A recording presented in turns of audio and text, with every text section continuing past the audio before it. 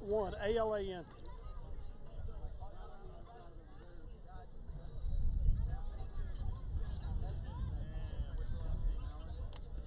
Last name? Phillips. P-H-I-L-L-I-P-S.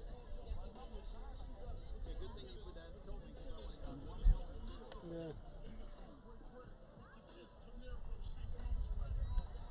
How you spell your last name? Without an H. Campion then? Hey. All right?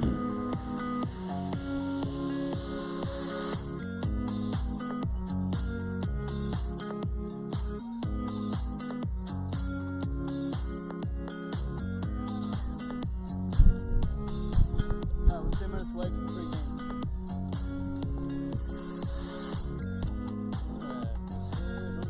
Is this the same music that you had on a couple of years ago?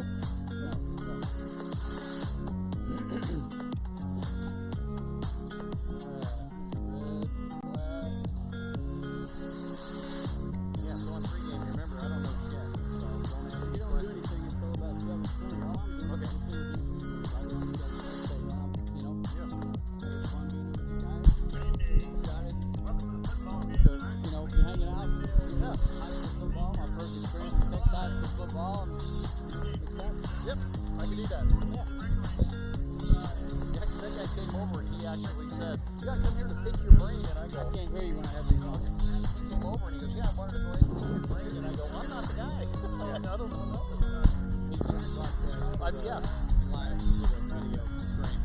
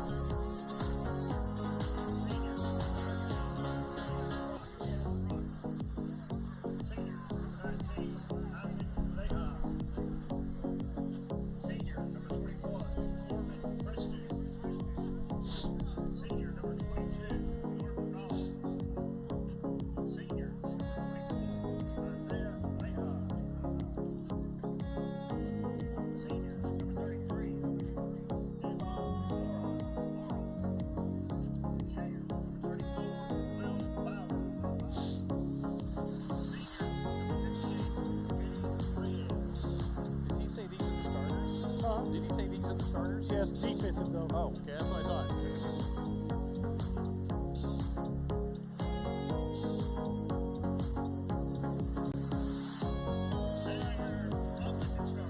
Offensive starters. Your offensive starters.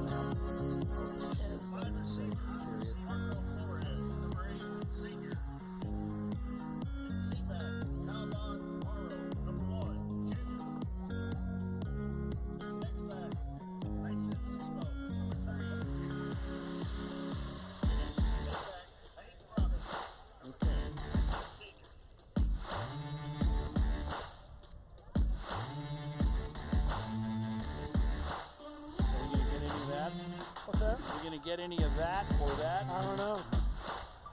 you guys were down on the field and it was pouring over there.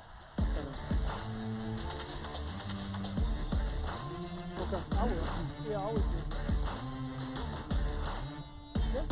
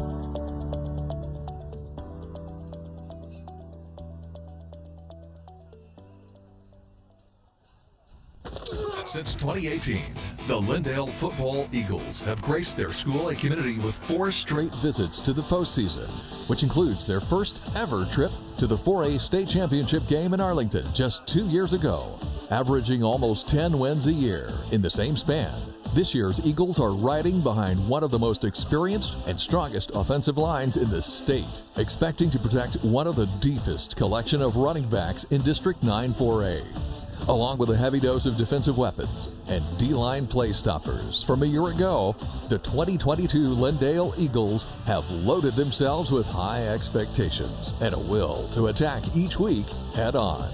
OnTheCall.net presents the 2022 Lindale Eagles and District 9-4A High School Football. Tonight's game broadcast is made possible by the generosity and outstanding community support from Alford's Tire Brake and Alignment. For tires, brakes, alignment, and accessories, don't put your safety at risk. Beeler Roofing, residential and commercial roofing and repairs for over 40 years. Office Barn, celebrating 22 years as East Texas' only new and used office furniture superstore. Marucci Elite East Texas, coaching up thousands of baseball and softball athletes of all ages to the next level. Frieden Enterprises and Ironworks Freelance Web Design, making it simple for customers to know you.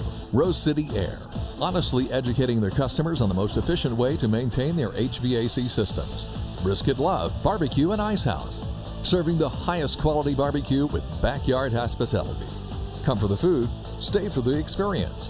Eagle Chiropractic, Dr. Shane Allen, making you stronger every day by adding years to life and life to years. Doc Deason, Real Edge Real Estate, creating new home dreams for families for over 17 years. And Root Construction, providing custom construction solutions through integrity-based principles and follow-through. Let's head down to the Root Construction press box for tonight's broadcast with Kenny Smith, Coach Alan Phillips, and Stuart Campion. Well, it's one of those most anticipated nights and days of the entire year for not only high school football players, but the community-wide fandom and fan base for every football team around the state of Texas. And 2022 hits us with a little bit of cloud cover, with a little sunshine, with a lot of wind at Homer Norville Field tonight as the Lindale Eagles will start their 2022 campaign against the Kaufman Lions. It's really not a bad night, even though we see some rain off in the far southeast right now from our vantage point right outside the press facility, but we're getting started nonetheless. It's a little bit cloudy. We may get a stray shower here and there throughout the broadcast tonight, but we're still pretty darn excited to be here. Brand new team with everybody for this season as Mark Spann and Dusty Swope will be gone after a couple of seasons, having responsibilities with their families, as Dusty's got a young lady playing volleyball, varsity volleyball. Mark Spann off with his grandson playing varsity football in Melissa. Stuart Campion is by my side. He'll be here all season long, as long as Coach Alan Phillips, who has been by my side for an awful long time, a friend of 25 plus years. We'll be bringing you everything when it comes to Lindale football throughout this season. Kenny Smith, and the top of the press box, actually right in front of it, we're in open air, so no crowd mic tonight necessary, but Coach Chris Cochran is awaiting a little bit of an update on what's going on as far as what's going to be happening with this football team this season. We'll get the pregame with Coach Chris Cochran coming up next. If you're looking to advance and improve your baseball or softball skills and overall game with the hopes of moving on to the next level, Marucci Elite East Texas is the premier select organization to do just that. Hi folks, I'm Derek Kraft, current minor league pitcher for the New York Yankees and coach for Marucci Elite. Head coaches Mike Holochuk and Jeff Casey take over 35 years of coaching experience to the field each year, showcasing East Texas's finest baseball and softball talent. Marucci Elite East Texas has proven itself to be the best at directly focusing on player development and the recruitment of its athletes. You can follow them anytime and learn more about Marucci Elite East Texas through Facebook, Instagram, or Twitter at METXETX. That's METXETX for Marucci Elite East Texas.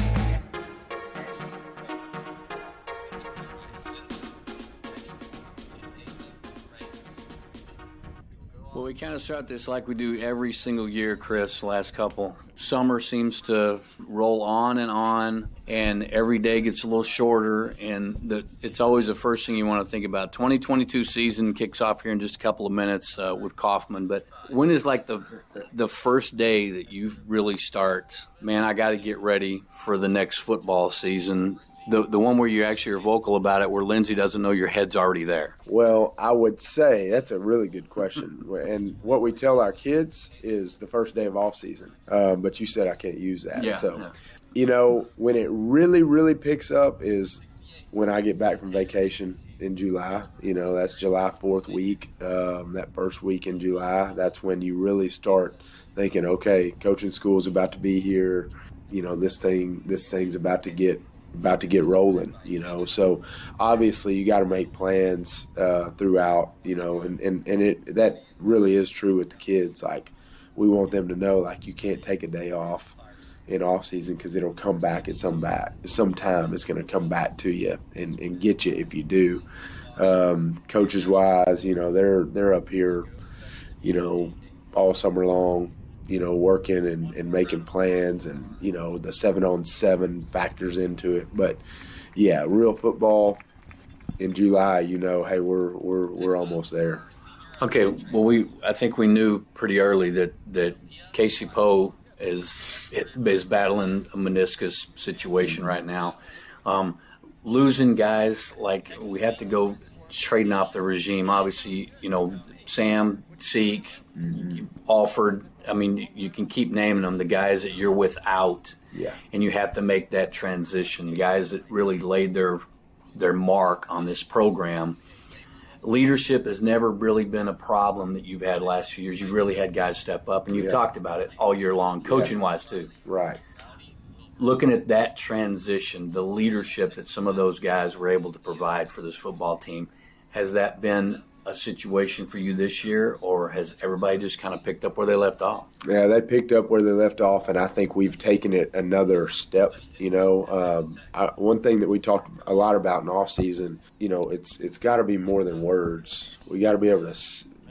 Our kids always do a really good job of quoting our culture, but my challenge throughout the off season multiple times was, it's not about quoting it. Anybody can say anybody can talk relentless effort. Anybody can talk about unity is a secret. Anybody can talk about, you know, exceptional toughness or whatever else. You know, there's so many quick, you know, little hitters, I guess, that would go along with our culture, but it's got to be about action. And, you know, there's been a lot of accountability, I think, this summer, and that's really been led by Trey Majradian and Brett Maya. They've been kind of the leaders in that. And hey, we're not going to screw this thing up. We're going to get this thing right. They aren't happy about 7-5. We sure aren't happy about it as a coaching staff. So, you know, especially after you go 13-3 and you're state finalist, you know, that's a step back. And what they want to prove is, hey,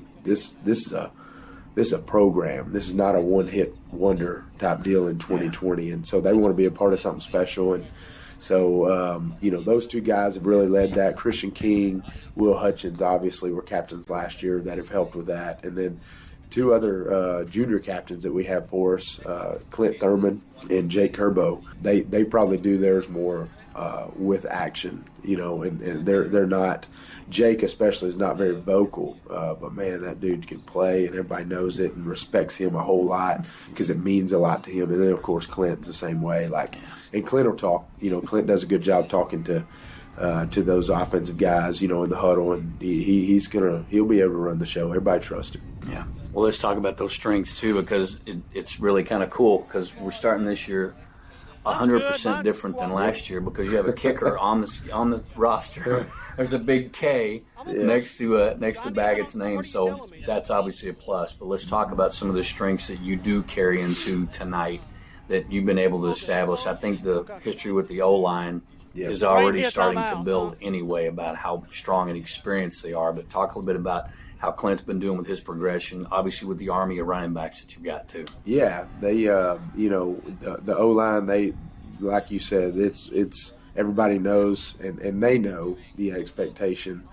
from them, and that's nice because in practice when something doesn't go right, you don't have to say a whole lot. You know, you can say, hey, this is not the way it's supposed to go, and they know that. They pick up on that pretty quick. But yeah, Clint has done really well. He's doing a good job throwing the ball, and he did a good job, I think, this summer in leading some workouts where the coaches weren't there. He in 7-on-7 he was really good. And so he's developed pretty good chemistry with those receivers, guys like Marcus Field, Ethan Moriarty, Alex Romero, Christian Weidman, Kason Watts at tight end, who is a returner. But some of those other guys, they're playing some of their first snaps tonight, on the varsity, at least at that position. Just like Clint, not playing his first Friday night snap, but he is playing his first snap at quarterback, So he's done really, really well. That was something that we were not concerned with, but you want to see him be really good and see those receivers do that. On the defensive side, it was the D-line. We've got all our DBs back. We've got our linebackers back. And so you want to see the D-line, grow and get better. And they have through about 4 weeks. New coach for us, Blair McGee.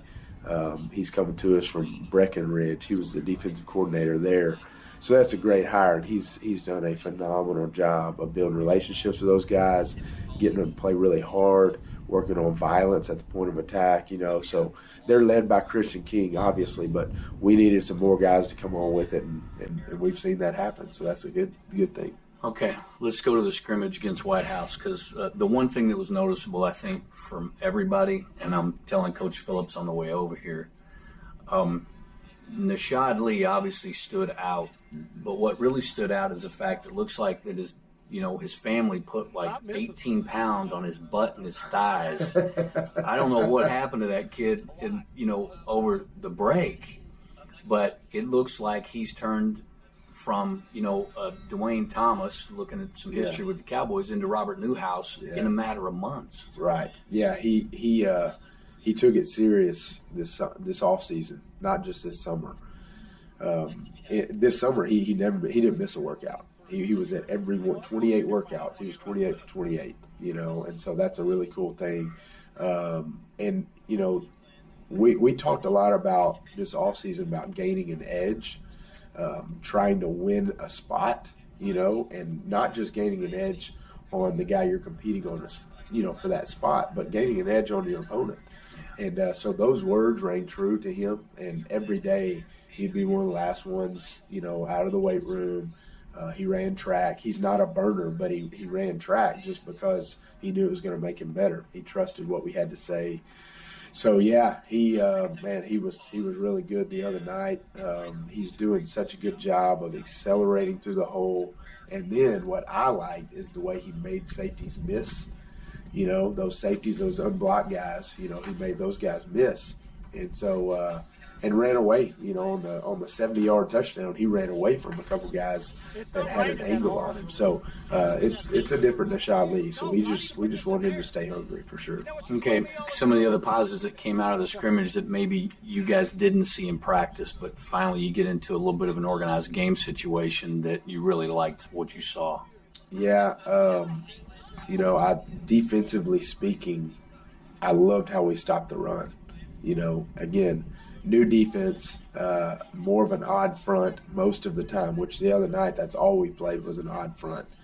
Sometimes maybe have a little doubt creep in your brain, like, hey, let's make sure that we fit everything the right way.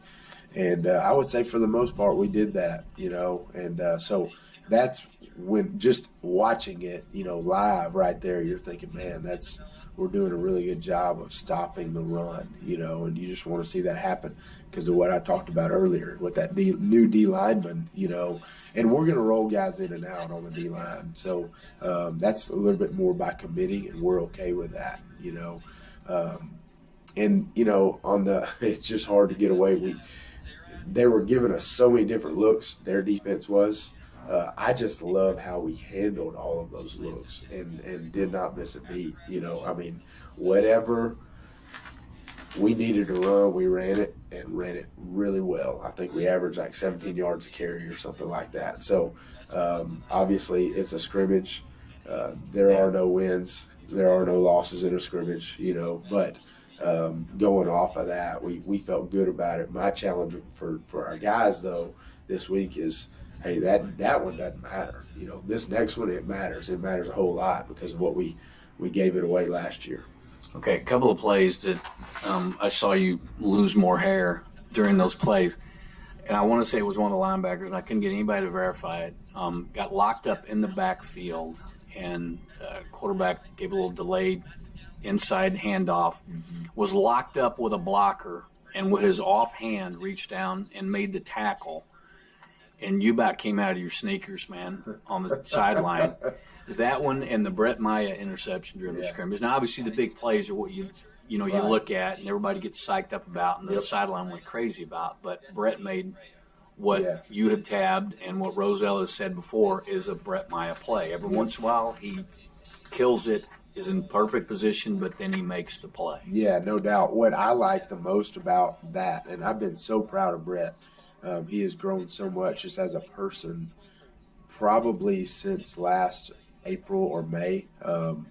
He bought into track, and ended up going to the state track meet. Nobody would ever guess that, but it's because he really started, evaluating himself personally, and he wants to make the very most of this season, and he knows that's what is expected of him. But what I love, getting back to my deal, what I love is Brett misplayed a ball middle of the field, and it went for a touchdown, but just because he misplayed it. I would say maybe the old Brett would have not pouted, but just been so hard on himself, kind of got in his head, got in his feelings a little bit. So you just love to see that as a coach, from, mistake to, that doesn't matter. That's in the past. What we call that is next play mentality, and so I've challenged him with that. And so he had a great example for his teammates of, I busted that one, but he came back and made a fantastic play to take the ball away from him. Okay. All right, we're getting close to kickoff, but talk about the regimen of running backs because, you got a different Maya that's carrying the ball too, and watching him in that scrimmage, Cole doesn't look like he's fast at all. It looks like it takes him forever, but his strides are so long where he's deceiving with his running style. Talk about your depth at running back right now. Yeah. Coulter and Ashad, they're both, they're doing a great job. They worked really, really hard, in the offseason. Both of them have. I keep referring back to offseason, but it's hard to get away from that just because it's been building up in the offseason. So they both love football. They both honestly are going to help us on the defensive side of the ball too, which makes it even more interesting. It's a whole lot different than last year where we're just kind of trying to go one side of the ball. So, that's where we just got to see who's gassed. If one pops a big run, hey, the next guy's up, that kind of thing. And with Clint, his experience on Friday nights running the football, he's going to figure into this. We didn't use him running the ball the other night just because it wasn't worth it in a scrimmage, but tonight it's live bullets and we're ready to roll. Yeah, and that's kind of the fun thing is the same thing you got from Sam Peterson a year ago where he really, his maturity in the running game took over a lot of the games. Clint has that same ability. He does. He really does. And what we love about him, Sounds good. We were JV district champs last year, 9-1, and it wasn't the most talented group. Nobody would look at them and say, man, that's going to be a district championship team. My point in saying that is their quarterback, and he wasn't the quarterback the whole time, but the quarterback established like very beginning of the year, hey, I'm a tough dude.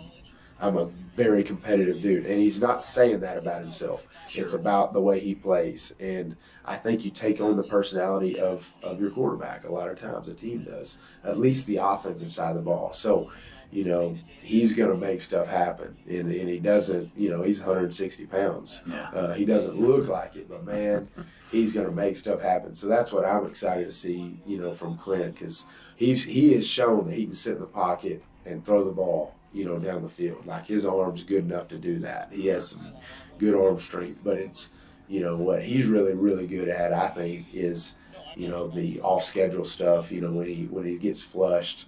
And now, hey, you know, go do your thing. You know, I told him that this week. He seemed a little bit uptight on Monday during team, and I pulled him to the side and said, "Listen, man, you just go be you. You don't have to be anybody else. You don't have to be Sam. You know, you go be Clint Thurman, and Clint Thurman is, I promise you, Clint Thurman's good enough. He's going to get the job done." Yeah. Well, we're kicking off 10 in a row this season with no weeks off, man. So I hope Lindsay's okay with doing without you for a while, man. Good luck tonight. Thank you, sir. Appreciate you.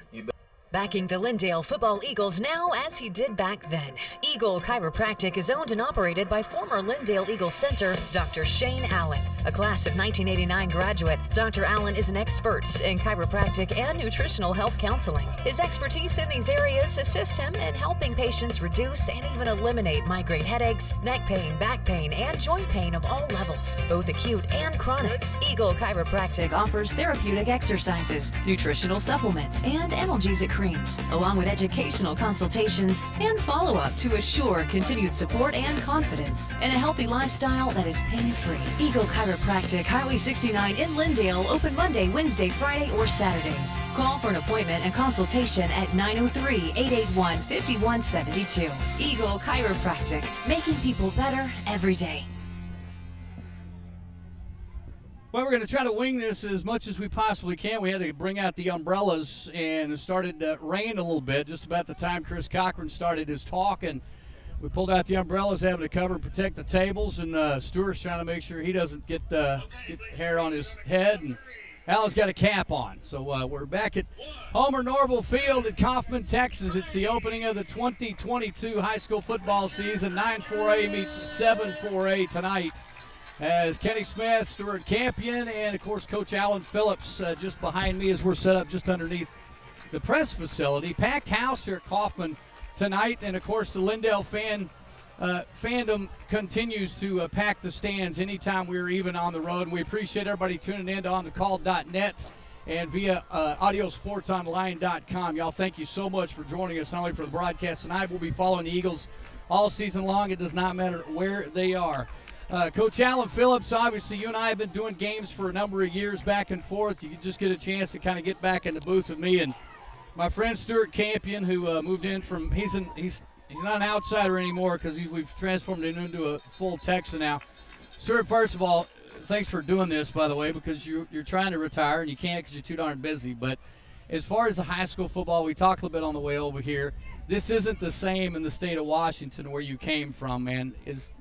This is not something you've seen before, but obviously you have to kind of experience to get a load of it. Is high school football something you kind of wanted to get involved with when you got here as far as the state of Texas is concerned? Yeah, Kenny, it really is, because we've came from Washington, so we're recent transplants, and actually see the exhilaration for all the fans and the people that participate in high school football. We just didn't have that in the state of Washington. We have the Seattle Seahawks, but that draws a crowd. But here in high school, this is big. This is big here, and it's exciting to see. And I want to say thank you. Appreciate the opportunity to be part of your team here. This is great. Well, and you'd mentioned, too, when you guys first moved here, you and Kathy talked about plugging yourselves into the community and doing some things locally. You've already got some houses going up in Mineola area. You guys shop in Lindale. You enjoy the town and everything. We just got to get you some more blue now, because they do the whole wear blue and support blue thing, so we got to get you more blue stuff. Yeah, we even have my mom who has moved down here as well. Bronx, that's right. Yeah, she's Bronx, Texas now. From the Bronx in New York, and now she's Bronx here in Texas. So she's interested in the community as well, and I'm going to be getting her a Lindale Eagle T-shirt. Yeah. So go ahead and participate. Yeah, we got to get her a big foam finger too. All right, Thanks, number one. Coach Phillips, it's been a long time since you and I had a chance to talk a little football. I know that this is it's not different for you, but it's you love this because you still get to be involved with football even though you've been retired a couple of years. Yes, I have, Kenny. I retired for for 2 years, went back and talked for 1 year, and then laid out another year. And when you came to me this year and talked to me about doing the Lindale games, I was thinking, and then it's the more is it, you get out of it. You like them Friday nights, but I'm telling you what, I'm sitting here right now, and I'm looking out on all the blue on the other side and all the black on our side, and a little bit of chill in the wind from the rain, and it's high school football in Texas. There's nothing like it. This Washington guy's going to find out about it. Oh, yeah, and I know Stuart's been looking forward to it anyway. Well, this is a couple of football teams. They've squared off 6 times the last 6 seasons they have played each other. They've split it up 3 games apiece, 3 wins and 3 losses. But last year it was one of those nip and tuck games. Kaufman came back and won in the last quarter in the 4th period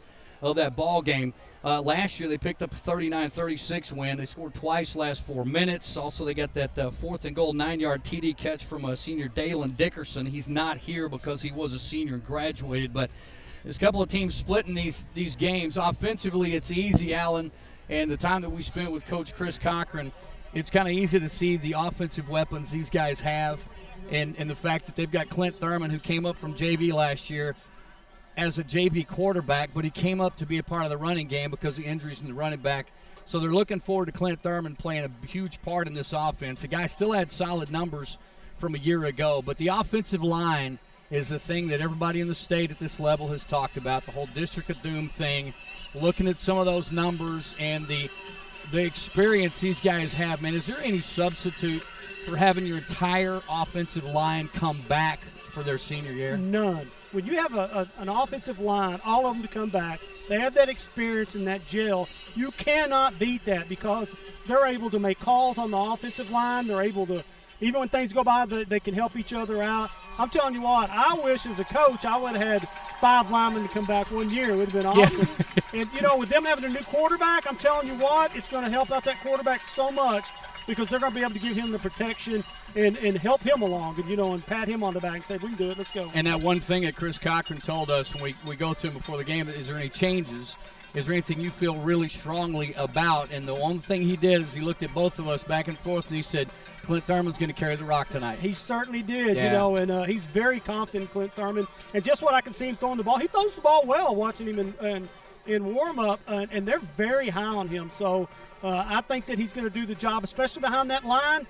I think he's going to be able to take care of that tonight. Well, Clint Thurman had some numbers from a year ago. They lost Sam Peterson, which calls for 2,700 yards to the air, 882 yards on the ground, 35 TDs total.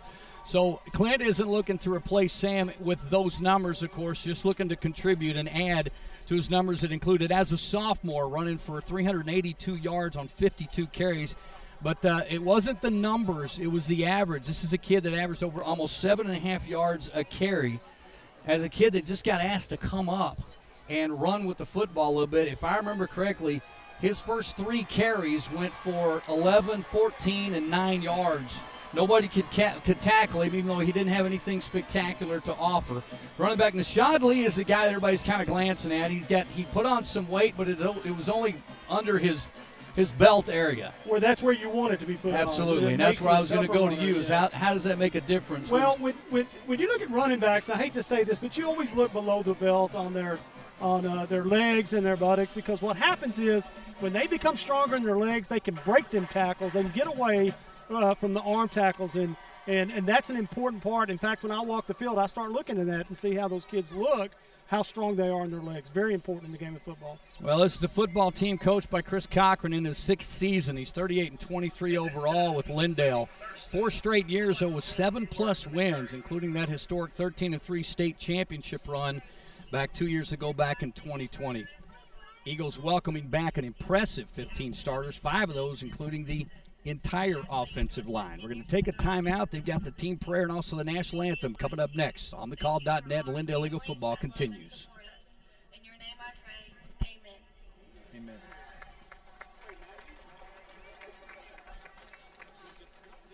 And now please stand for the national anthem.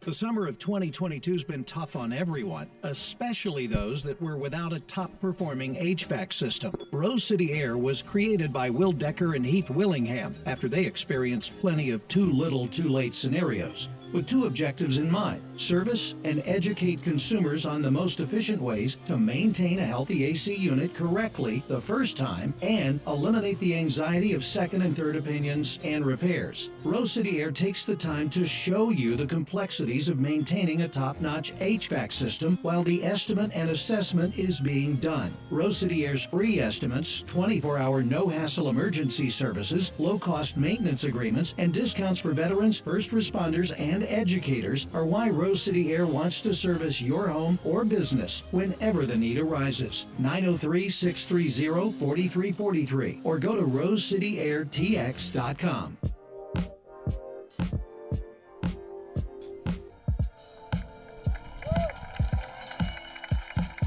Well, the final notes of our national anthem, and welcome back to Kaufman, Texas, Homer Norville Field, where we're going to be kicking off our 2022 season. Lindale Eagles are wearing their white jerseys tonight with their blue numerals. Kaufman will be wearing their home black jerseys with the gold numerals outlined in white. Lindale with a brand new emblem on the side of their helmet this season. They took the eagle wings off of both sides of their helmet. There were times they would have those striped, the eagle feathers in gray last year, and some in the familiar royal blue. They have gone with putting numbers on the side of one side of their helmets, and the brand new Texas seal with the Lindale Eagle emblem inside that Texas seal. That'll be their new uniform additions. Brett Maya walking out on the field as a captain this evening. And looking at the other captains, I'm going to get my numbers correctly. Christian King will be out there as a captain, as well as Trey Maserati, and captains are set to take the toss as of right now.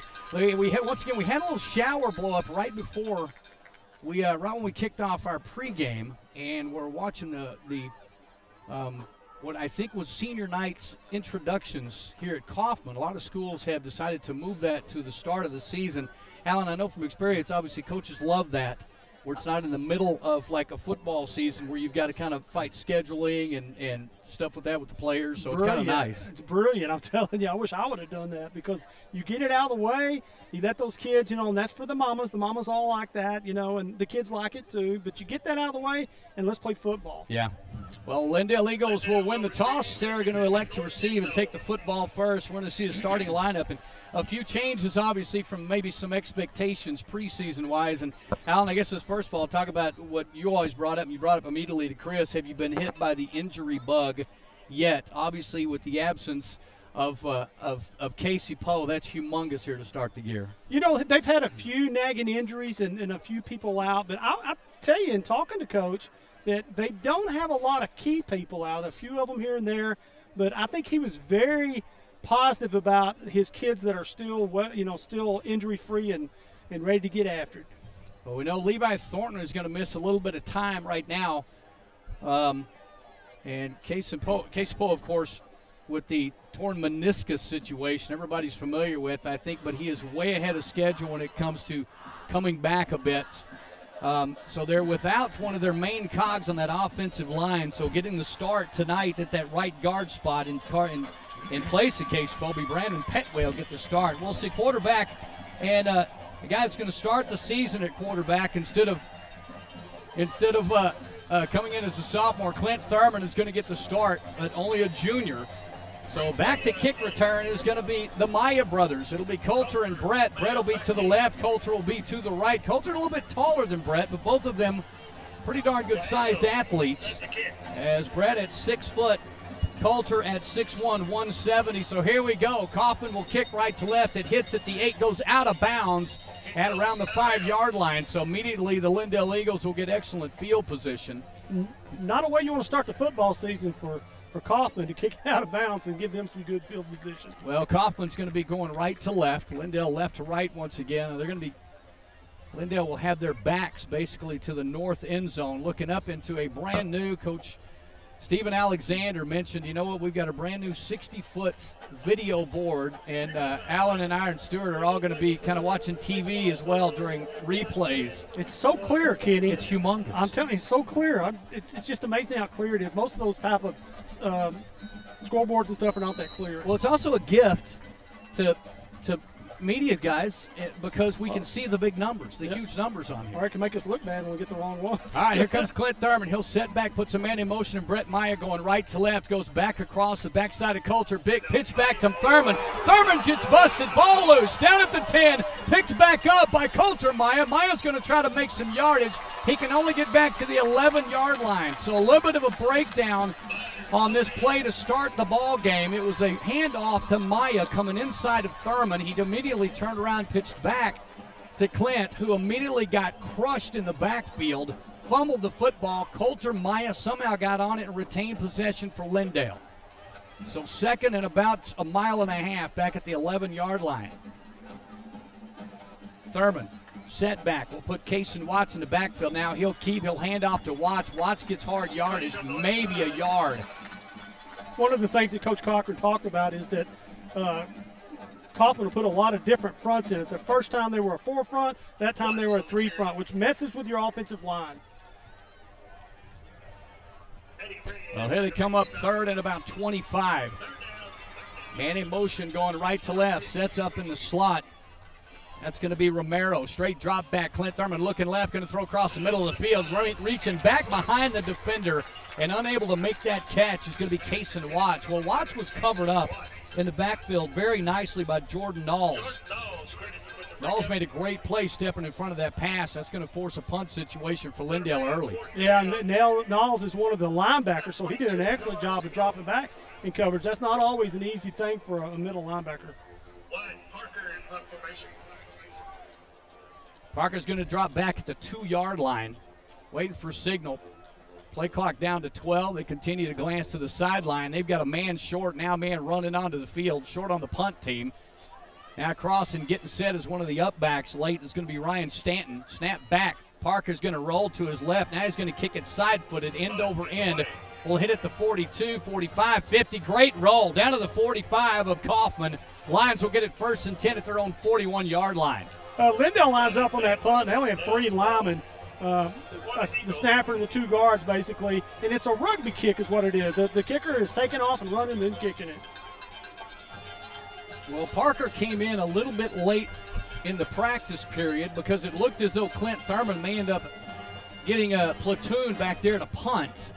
And Wyatt Parker decided he started to stand out a bit and got some more attention as a punter. So Kaufman will start off 1st and 10.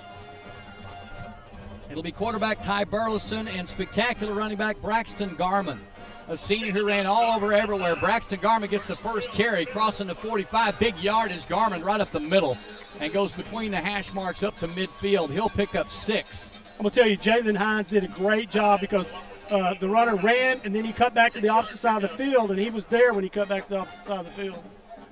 Well, the defense is going to be the rebuild a bit. Braxton Garman with a 6-yard carry. That Garmin is a load. He is 6'1", 205. Yeah. It got a little bit. I think he was listed at $190 last year. He's gained some weight since then. Garmin standing in the backfield behind Burleson just to his left. Gets the handoff coming left side. Will go back up front. Gets a great block on the outside. Crosses midfield to the 45 and up for the first down. Picks up 6 again. Christian King fighting off the block from his tackle spot to make that tackle. Garmin gets the first down of the ball game. You know, that's one of the things that Coach Rozelle and I talked about is that with that young quarterback that Kaufman has, he's only a sophomore, that they would probably be running the ball quite a bit.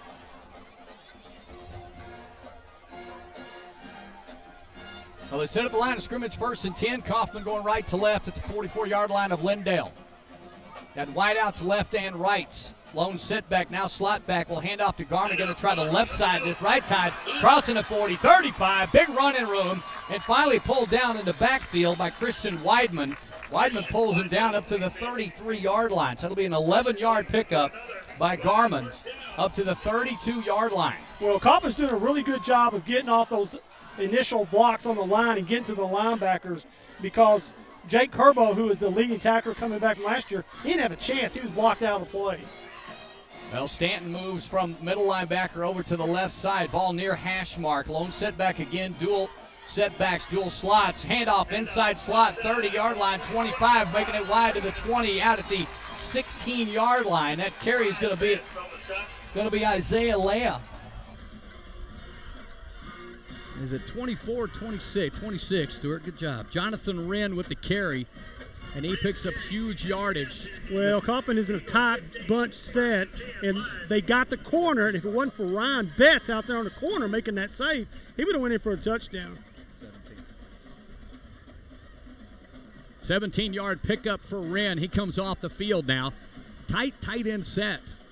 Double tight ends put a man in motion. Tight slot on the left. Puts a man in motion. Man under. Burleson hands off. Garmin near side 10. Into the 5. Inside the 5. And again brought down by Christian Weidman deep in the backfield. Well, I hate to say it. Kaufman is just blowing them off the line in that new defensive front. And the linebackers are getting walled off. And Garmin's getting all the way to secondary before they make the tackle. Yeah, Calvin Morrow put a nice block on the inside to spring Garmin for some extra yardage. So he sets him up 2nd and 1 as Kaufman just moving the football down the field without a problem right now. They can get the first down without the touchdown. Hand off Garmin, waits for his blocker, breaks outside, gets pulled down in the backfield. Nice pursuit in the backfield and pulled down back behind the line of scrimmage. And that's going to be Corey Watts with the stop. Watts is going to get an awful lot of time on both sides of the football at times. You know, Corey's a defensive tackle, so he shed that block and was able to get, really from the backside, he came up to make the tackle across the field. So, wonderful job. And that's what you want to see your defensive tackles do, shed those blocks and get to the ball carrier. Well, I get my Watts messed up, of course. We get a couple of Watts, a couple of Mayas on the field this season. Kason Watts and Corey Watts. Kaufman set up. Lindale defense trying to make a stand here. 3rd and 3 from the 6. Faking a handoff, reverse, coming near side to the 10 to the 5. Ball is stripped. Ball on the ground. It rolls out of bounds at the 5. I'm going to tell you what, Jake Kerbo did a great job. Number 44 playing that middle linebacker. That was a little reverse play to one of the slots, and he was able to come over, make the hit, knock the ball out of bounds. Julian Prox got the inside handoff and a nice reverse. But nice play by the Lindale defense to strip the football. Unfortunately, went out of bounds right where he stripped it at the 5-yard line. So Prox is going to get credit for the carry, but they're going to measure this. Well, they're going to have to come all the way across the field. Boy, don't you know what, Alan? It's got to drive coaches crazy. You got to measure a fumble out of bounds for a first down. Who's going to get credit for it if it happens? You know, when you have them come across the line like that. Now, with a turf field, it's not that bad. But if you have one of those marked fields, yeah, that's hard to do. Well, clouds continue to hover around Homer Norville Field in Kaufman. Thanks so much for being a part of OnTheCall.net, Lindale High School football. And they're going to give it to him by a couple of inches. So 1st and goal from the 5-yard line for the Kaufman Lions as they pick up their 4th first down here in just this possession. Well, so far, Kaufman is playing just like Coach Rozelle thought they would do. He thought they would get into some tight formations and hand that ball to Garmin to keep that young quarterback from having to make very many decisions. Lindale's got to learn to get off their blocks in this new defense, and they're going to have to move to the ball a lot quicker. You know, you shouldn't panic anything like this. It's because it's a new defense. They'll get used to it. 7:56 to go, first quarter, no score. Lindale having to punt, 3 and out for Lindale. Inside handoff to Garmin. Garmin gets hit at about the 4, but continues to churn his feet. Lindale defense trying to stop him. They're going to say forward progress. Barely got him to the 3-yard line, so great gang tackling by Lindale. They're going to probably have to do this all night, Alan. They got to have more help than one person to tackle that guy. Wyatt Parker, which is really a linebacker, he stepped up and turned that back inside, then made the tackle because the guy wanted to go outside and got kicked a little bit, Wyatt Parker did, but then he came in and made the tackle.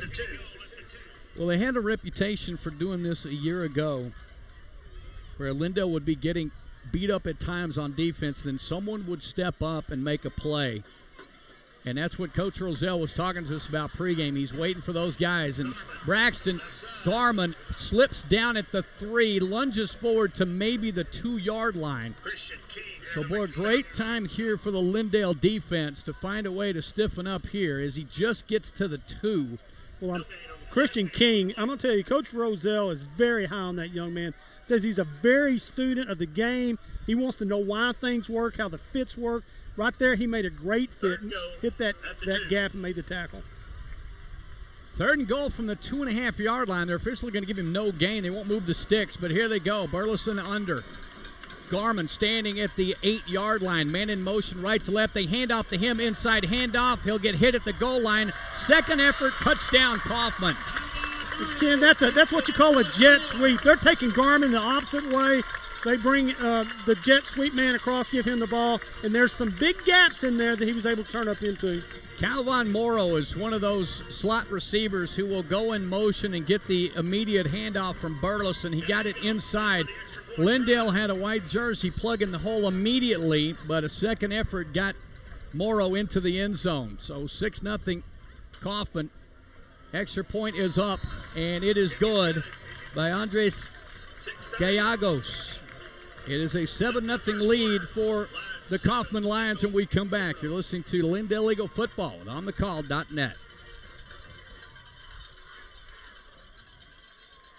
Alford's Tire Brake and Alignment is going all in with the 2022 Lindale Eagles. Safety first is not only common sense when it comes to your transportation, it should be the top priority anytime it comes to the overall protection of your family. Safety checks on your basic brake and tire conditions or need for maintenance on your AC system is paramount during the heat of a 2022 summer. Alford's Tire Brake and Alignment puts the entire family name behind making sure you stay stress-free on the road year-round. You'll find tire replacements for all size tires, even lawn mowers. Lift kits and auto accessories are installed right there, and in some cases, while you wait. Alford's Tire Brake and Alignment, Highway 69, 4 miles south of I-20 in Tyler. AlfordsBrakeandAlignment.com. Kaufman strikes first, 7-0 Kaufman right now. It is a Calvin Morrow 2-yard, make that a 3-yard run at the 6:30 mark as, well, Alan Phillips is killing it back here.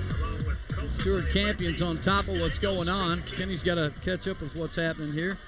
Number 1, Calvin Morrow. Now, that was a kick. Okay, well, that kick went about 19 yards into the band. So that'll be through the end zone. He obviously got a little height on that. I think he thought, well, that first one was not a very good one. I better show my coach I can get it back. Okay, there. didn't you and Stuart talk about where the band sets because yeah, of the separation? I thought that's where they'd be. And the Kaufman band is actually looks like an entire orchestra. They got amps down there and everything. Yeah, but if you look over at Lindale's, theirs is so big it can't fit in that one little spot for them. They had to sit in the big stands. We definitely should have put some cones up over here. We got computers and wires everywhere, and that guy better eat his Funyuns, man, or Stewart's going to grab them. Lindale 1st and 10, going left to right. Thurman turnaround handoff to Colton Maya. Maya this time with some good yardage.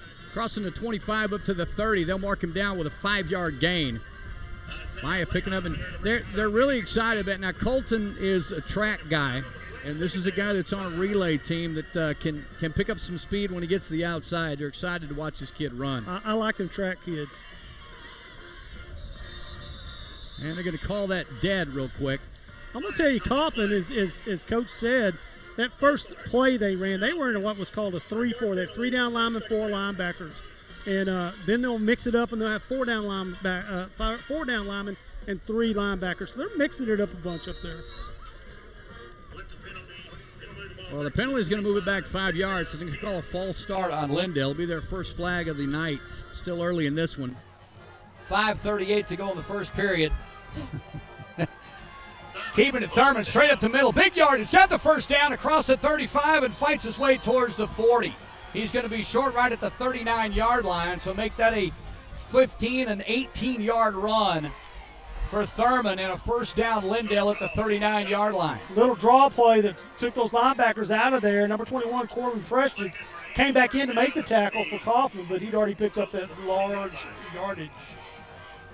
Well, Colter Meyer continues in the backfield. We have not seen Nashad Lee in the backfield yet. He'll reset Maya to his right. Thurman calling a signal, almost fumbles the snap, and then runs right into the blocker, or excuse me, the defender that Colter Maya was responsible for. It was a little bit of a botched play as Thurman juggled the snap. And just that second, Allen, gave him enough time to get the defense in there around Colter Maya for the tackle. Well, that play's meant to go inside of that block, and when he runs right in the back of that, it doesn't work. Well, man, that was nice forward progress. They gave him credit for a yard. Hey, look at that digital down box. Yeah, they do. 2nd and 9. Man in motion going left to right. It's going to be Romero. Pass is thrown, almost intercepted, as Thurman did not see that corner sneaking up in front and making a cut inside, and a possible interception. Well, they were in a 3-4 defense that time, and so there's an outside linebacker that's going to jump on that out route. You underthrow that, it goes the distance. Now, he was only able to knock it down, but could have went the other way. Well, 3rd and 9 from the 40. Nashad Lee now to the left side of Clint Thurman. Thurman straight drop back. Lee has to scramble to make the block. Can't do it. Clint Thurman's going to get caught. No, he breaks free to the 40, inside the 45 to around the 49-yard line. How in the world that speedy defender, Nashad Lee, completely whiffed on a block on the backside, and Thurman somehow got out of it and may have picked up the first down. Well, he told you he was going to carry the rock, and if it wouldn't have been for a little scramble there, it wouldn't have happened. Dallas Chandler on the tackle from his defensive back position. All right, they're going to call him down at the 48, so he'll be a yard and a half short of the first down. So Parker will set back to punt. So we're going to give Clint Thurman about 8 yards on the carry. It'll set up another 4th down in the second punt. Parker, plenty of time to kick this one. End over end will hit at the 30, hits at the 20 to the 15, inside the 10, inside the 5, head around the 4-yard line. That's the advantage of that type of kick. You don't try to get it up in the air, make it spiral. You want to kick it end over end and let it roll. Well, I think that's why they had mentioned why Parker was going to be doing the kicks, because he didn't have the exact form down as far as a lot of punters. If you had the form that Sam Peterson had a year ago and had both, Sam could kick it deep, he could kick it end over end, he could spot it out of bounds. He could do everything, couldn't he? He was good on offense. Did he play defense also? No. Yeah, no defense for him. No defense for him. He also pitched. He was a pretty good pitcher, and ended up heading to pitch at the next level. You know where he went? All right, well, they're going to call a penalty against Kaufman, and while me and Allen are gabbing, we didn't pick up the penalty. Well, that's going to move them back half the distance to the goal line. Well, it's one of those things we're going to blame Stewart for. He's going to have to keep up with that stuff. Come on, Stewart. So they're going to move them half the distance. It'll help the Lindale defense here. We have not seen Burleson go to the air at all. So keep an eye out for that. It'll be 1st and 10, Kaufman from their own 2.5-yard line. From my point here, it looks like Christian King is now playing nose guard, which probably put a little pressure on that center, getting the ball back to that quarterback. Well, set up Burleson, hands off Garmin. Garmin, a huge hole to the left side, cuts it outside, 10-yard line to the 15, 20-yard line. He got a flag in the backfield, though. And they're calling it back here. His quarterback, Ty Burleson, is already indicating to his team, y'all don't run too far. Well, I'm going to tell you what, Braxton Garmin's he's got some talent. He dipped in, dipped out, and great. I'm glad that Ryan Betts and Christian Weidman stayed there. But he's got some talent. He had 1,300 yards last year.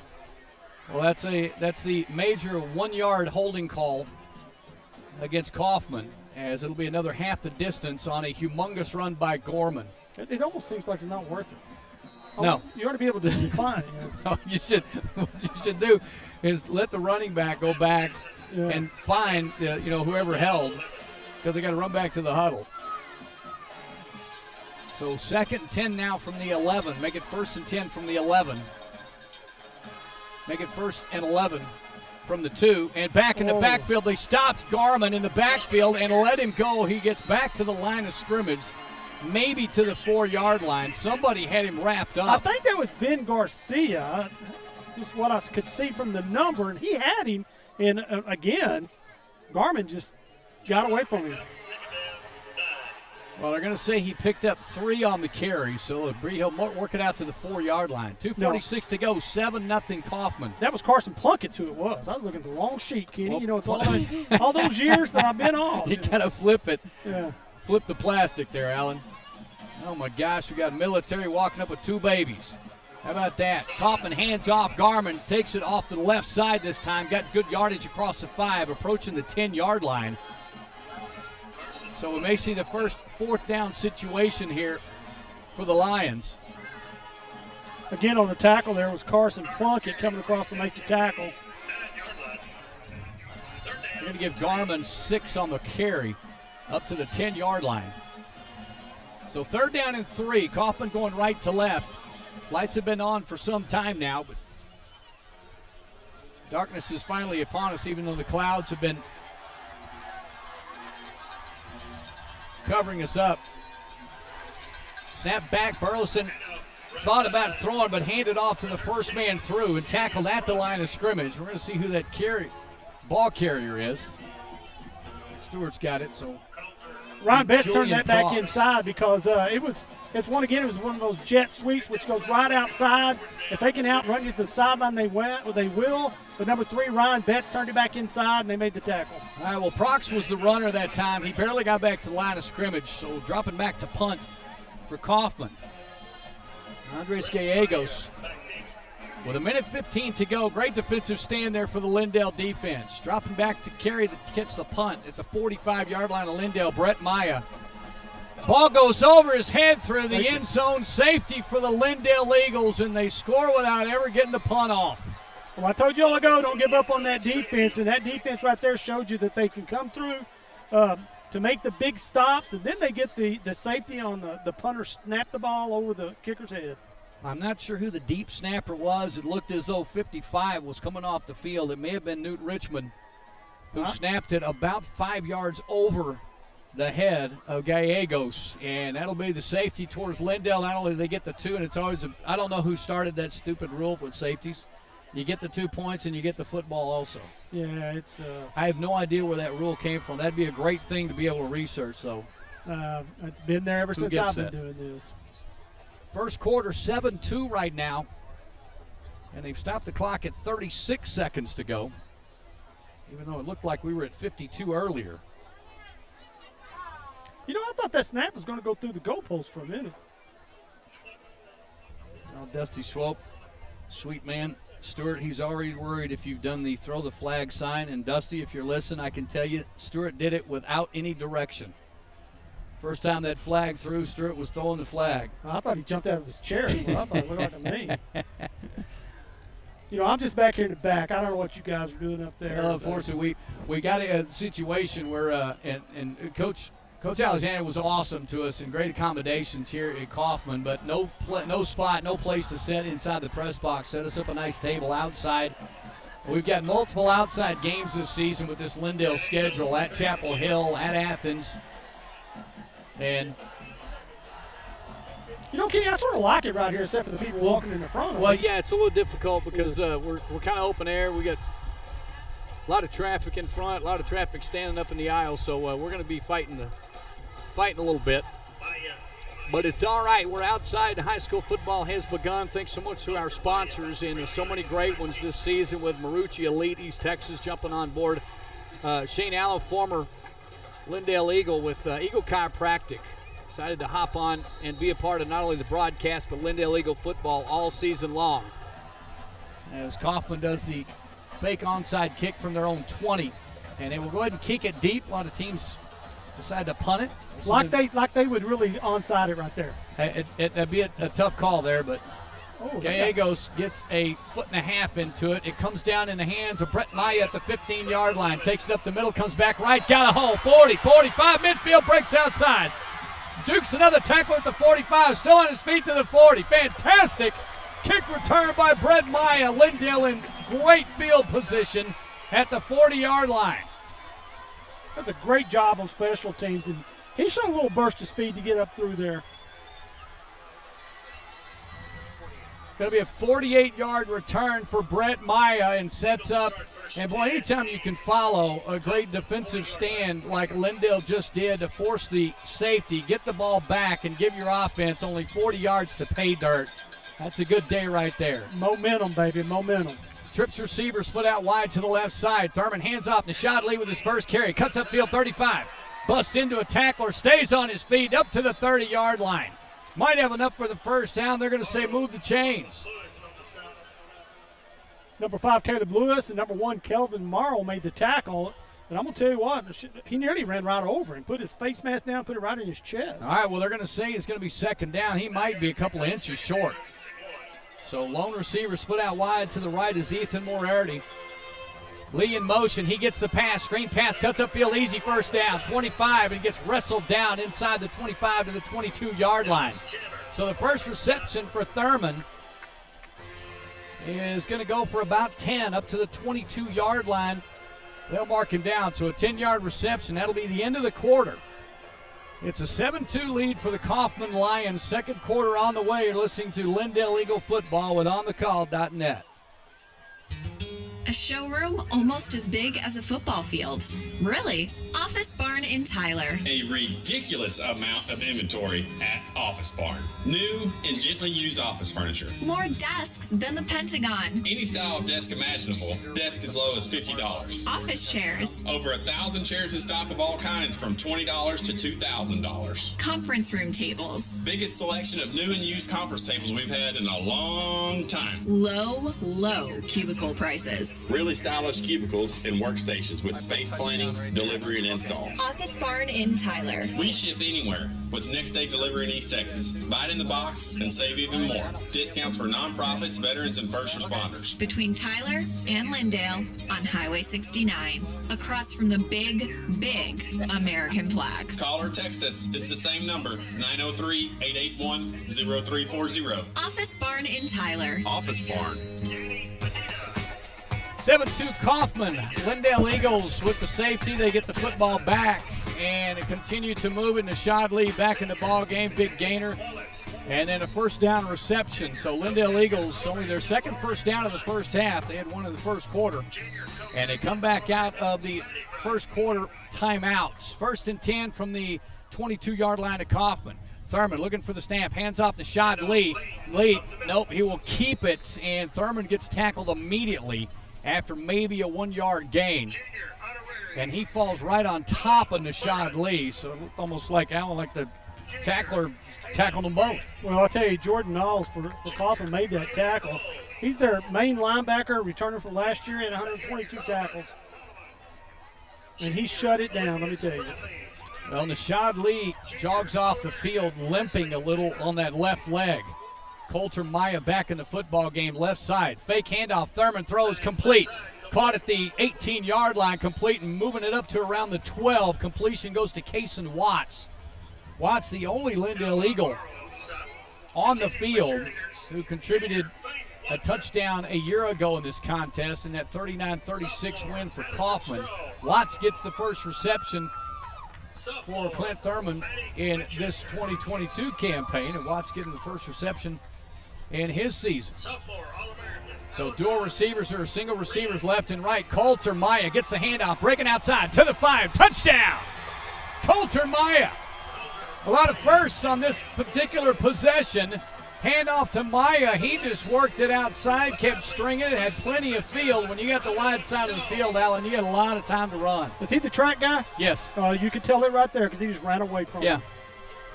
He had a lot of field set up. Seth Baggett, who was a practical hero all season long, 46 of 48 PATs a year ago, and a perfect 8 for 8 from field goals. Sets it down. Extra point is up, and extra point is good. Lindale Eagles take the lead with 10:54 to go in the first half. It's a 10-7 lead, make it a 9-7 lead for the Lindale Eagles when we come back. Lindale Eagle football continues with OnTheCall.net. You're listening to the Koi Sessions from Brisket Love Barbecue and Ice House.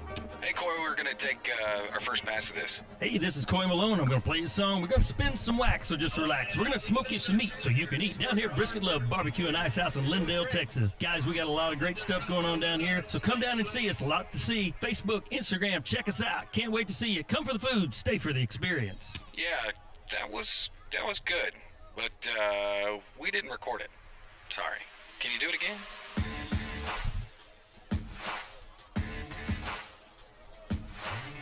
Yeah, I'll have to say, Stuart and Alan and I did some brisket loving, just before we got the season started, and it was pretty good, wasn't it? That's the first time I'd ever eaten there, and it was excellent. Brisket was perfect. Yep. Cobbler was free. Neither one of you. I didn't eat it. It's junior cobbler eaters even, took any down. I got a little bit of diabetes. Yeah. Blackberry cobbler. Was that the reason you didn't have any blackberry? Kickoff is going to be a pooch kick, coming right to left and taking it to 25-yard line to the 30. Tackled right there at the 30. Nice downfield coverage by Ryan Stanton. Stanton with great coverage. and pulling Kaufman down. They'll start at 1st and 10 from their own 33-yard line. Stanton, one of those linebackers that they're so high on of having back from last year. Well, Ryan will stay in the ball game. Sit up right there in the middle. Kaufman will go left to right. Safety and a touchdown for the Lindale Eagles. A 3-yard touchdown run by Kaufman Morrow, the scoring for the Kaufman Lions. Eagles coming off a 7-5 campaign, and Kaufman a game better at 8-4. Both by-district champions in their area. Burleson going to throw it short. It's caught and dropped at the 38-yard line. In coverage on the far side is Ryan Betts. And nice coverage on that far side. Caught and dropped, though.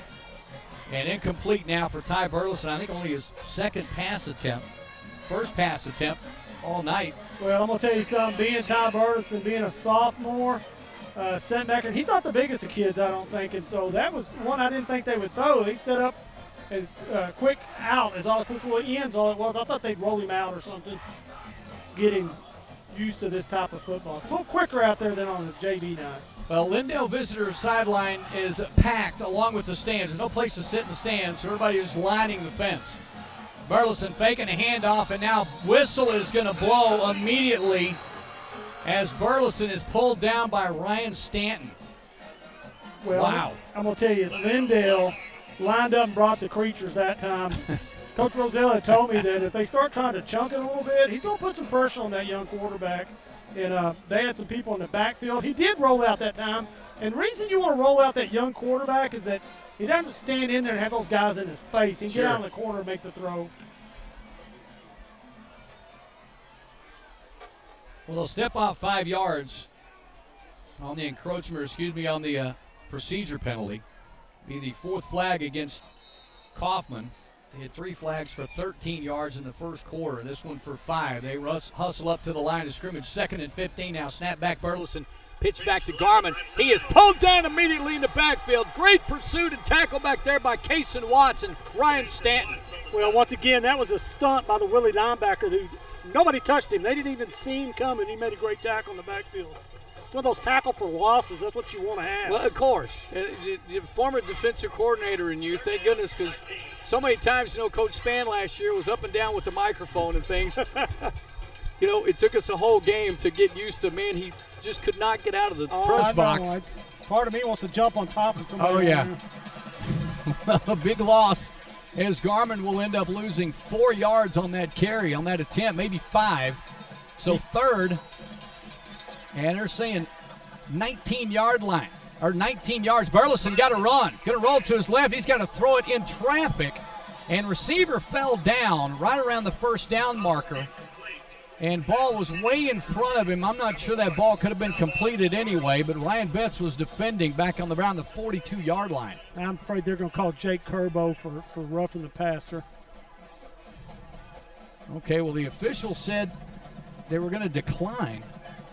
Okay, well, it must not have been where it must have been against Kaufman. Yeah, where it was, it might have been holding, but I'm going to tell you. Yeah, they said Lindale declined it. Yeah. You think Curbo got in there a little late? Oh, he took a little shot when he could. Well, it sets up 4th down for the Kaufman Lions. Kaufman will kick off to it. Coulter Maya now will stand at the 30-yard line. No, that is going to be Brett at the 31-yard line. They're respecting Gallegos and his punting ability. The up back, unfortunately, is none other than Braxton Garmin. It'll go back to Gallegos. He kicks it off the side of his foot. It'll be a short punt. Hits at the 44 and out of bounds at the 40-yard line. So for the 2nd straight possession, the Lindale Eagles will get fantastic field position, this time at their own 40. That defense is starting to gel. They're starting to put a little pressure up from their linebackers, which makes that quarterback have to make some decisions. And the running backs, if they're stopped right there on the line, it's hard to get away sometimes. Well, back-to-back defensive stands, 3 and outs, other than the penalties for Kaufman, the last one, when Lindale had forced the safety. But with a 9-7 lead, the Eagle offense will start off 1st and 10. Marcus Fields split out wide to the left side, dual receivers to the right. Thurman hands off to Shad Lee, bounces outside, back inside 45-50. Got some running room. We'll get spun around, still on his feet. Breaks the tackle at the 40, crossing across the 35 to the 34-yard line. Good example of having strong legs. Those arm tackles don't work on the Shad Lee. Looks like a 21-yard pickup, making a 26-yard gain as they started from the 40 and up to the 35-yard line. We're going to say a 25-yard pickup by Nashad Lee. Well, Corbin first down the Eagles. Corbin Prestich made the tackle for Kaufman, but it's too far down the field. 1st and 10, Thurman going to roll to his right, got plenty of time, looking right, going to throw, middle of the field, in and out of the arms of the intended receiver. May have been thrown a little too far out in front of Ethan Moriarty. Well, I'll tell you, there was great protection up front. That was a little rollout pass, and there was no pressure from the outside at all. Thurman could have taken off with that ball, He sure too. could have, and that's one of the things you teach those quarterbacks. Well, Clint trying to move it down the field, threw it a little bit behind Ethan. Ethan was in position to make that catch at around the 20, but had to turn around to his back shoulder and lunge back to try to get to that football. I guarantee you they're telling Cocker's telling, run with it when you have that. Go. Right. 2nd and 10, 15 seconds on the play clock. Man in motion, strong side to the near side. Fake handoff, ball on the ground. Oh, my. Coulter Maya and Thurman just got locked into who was going to take the football. Looked like Thurman had tried to pull it out at the last minute because Thurman lunged upfield without the ball. It landed on the turf, and the Kaufman Lions have fallen on it. Fumble recovery at the 36-yard line. That's a read by the quarterback all the way. If you running back can't take the ball away from the quarterback, that is a no-no. And it looks like that's what happened. It looked like Thurman wanted to keep and go up the middle. Well, Coulter Maya, his first year back there, but they are absolutely confident in this kid's running ability and his football acumen. And obviously he and Brett have got an awful lot of football in their household all the time. Kaufman will take the turnover and go left to right now. Well, they bunched backfield. Everybody inside the hash mark. Snap back, Burleson, hands off. Garmin's loose. 45, midfield, 45, 40. Up the sideline in the hash marks and knocked out of bounds. They're going to knock him out of bounds at the 21-yard line. Big hole up there in the front to run through between the guard and tackle on the left side, right side of the offense. 29 and 14, Stuart. What's that math? It'll be 43 yards. 43-yard pickup by Garmin. And I think it was just a matter of time, Allen, before that guy cut loose and found a seam outside. He did that time. Kaufman first down. Jay Kerbo was on the way to get over there. He just couldn't get there quick enough. That burst of speed by Garmin just kept him, just left him behind. 1st and 10, Kaufman from the Lindale 22-yard line. 8:28 to go. Eagles up 9-7. High snap. Burleson handoff. Garmin straight up the middle. Garmin with tough yards again inside the heart of that Lindale defense and down at the 15-yard line. So an easy 5 yards for Garmin that time. Well, I think that right now Kaufman's thinking, let's keep the ball on the ground and give it to Garmin. Well, they're going to say give him 6. 2nd and 4 right now. Second quarter action. Lindale opening the 2022 season as well as Kaufman. Lindale will be at home indoors next week. Rain or no rain, it's okay. Oh, I thought you meant indoors in a stadium. We're going to be indoors in a stadium. Well, not an indoor stadium. That's going to take a few weeks, though. Snap back, Burleson, handoff, Garmin. No, he keeps it. A little flare out, caught at the 15 to the 10 to the 5. Inside and lunging towards the end zone. A little bit short, it looks like. Reception by Julian Prox. Prox with the catch, and he picks up big yardage from the 16 down to around the 1-yard line. 15-yard reception to Prox. Christian Weidman made the tackle. That was a very good scheme. Brought the slot back across, faked it to the running back, and that slot back was wide open in the flat. All right, tons of traffic, so we'll look at the field here in a second. 7:19 to go, 1st and goal. Kaufman at the 1-yard line. Burleson will set up under center this time. Turns around, hands off to Garmin. Garmin rips it inside. He may not have got in. He got stopped at the line of scrimmage and pushed back. Yeah, I think so. That was a great job by the Lindale defense. You know, the trouble with today with the new defense, the new offensive people are running, you can't get in a goal line defense. You have to be able to cover everything. So for them to stop that with 3 down linemen and 2 linebackers is pretty good. Well, nice stop for the Lindale defense there. Back into the end zone. Burleson taking his time, running to the sideline, grabbing the play. Nightfall is completely upon us in Kaufman, Texas. They've got a great scheme on this awesome field we'll get to here in just a second. Timeout on the field. We'll take one here as well. There's 8, make that 6:34 to go, 6:35 to go first half. 9-7 Lindale. We come back. Lindale Eagle football continues with OnTheCall.net. You know that old saying that a man's number one job is to protect his family? Well, that's exactly what my dad had in mind when he founded Beeler Roofing in the late 1970s. Well, now it's 2022 and he's still the backbone of why Beeler Roofing continues to take care of families and businesses, new roofs, full roof replacements, and even simple roof repairs. We still welcome a good old personal phone call to set up a free roof assessment, and we take a lot of pride and enjoyment from making our customers feel better about being home. Plus, we can even help you navigate the insurance process. This is Brooks Beeler, Lindale class 1989, and very proud to support your Lindale Eagles again this year. Find us on the web at BeelerRoofing.com or call us at 903-347-8484. Beeler Roofing, our family protecting your family from the top down for over 40 years. Well, he's protecting my family as well as Brooks Beeler and his spectacular team. And Philo and Nacho and company and his dad came out to replace our roof that desperately needed it.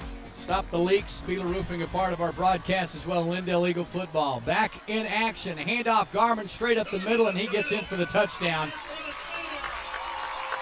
Man, I thought we were about to have a power problem. Okay, this is something new on me, Kenny. You know, any stadium I've ever been to, and they turn them lights off, they don't come back on for a while. I know it. They have been doing that all night. It's sort of scaring me. Yeah, they've got they've been doing this for the last, I guess, 4 or 5 years. And Garmin with that carry, and my gosh, he got a little bit of a comeback there. As before that long run, he had his last 6 carries. He only had 3 yards on those 6 carries before he had that massive run. Now he's got 77 yards on the ground. And we've got a timeout. We saw some trainers running onto the field. And wasn't 100% sure whether that was an injury or a timeout. Garmin got in for the 1-yard touchdown run, so we'll give the touchdown to Kaufman, a 13-9 lead, and now they're going to say Kaufman wants a timeout. And they do have a player down on the field. We finally see it. And, Alan, this is one of those situations where I got to get a coach's interpretation. The touchdown occurred. The player was down, I guess went down after they got the subs in. That is why they forced the team to take a timeout. Is that how that works? Because they just indicated that the timeout went against Kaufman. Yes, if I had to guess what happened is they'd already run out of time. And that coach is griping right now. That coach is trying to say, hey, he was hurt before that. Coach Burles is not happy. Yeah, that I shouldn't have to call that timeout. But he didn't want to be backed up to kick that extra point or to go for whether he goes for 2 or not. I would have thought if he was down, they shouldn't have not had to call a timeout. Sure. And I think that's what he's arguing about. I would have argued about it. Well, I'm guessing that's how they distinguish, giving them enough time to work through this injury, and only then will the officials give them the timeout and work through the entire injury. So that's why it was a little bizarre. Lindale was not coming off the field until the referee called the official timeout and charged it to Kaufman. And now looking at the scoreboard, they've indeed taken that timeout off of the scoreboard. Yeah, so Jeremy Burleson. Now, I've seen it when when a kid gets hurt like that, and, but they still want to, and the kid gets up, I'm fine, and they want to keep him in, then they'll call a timeout to be able to leave that kid in. Sure, okay. Is that That's Braxton? Yeah.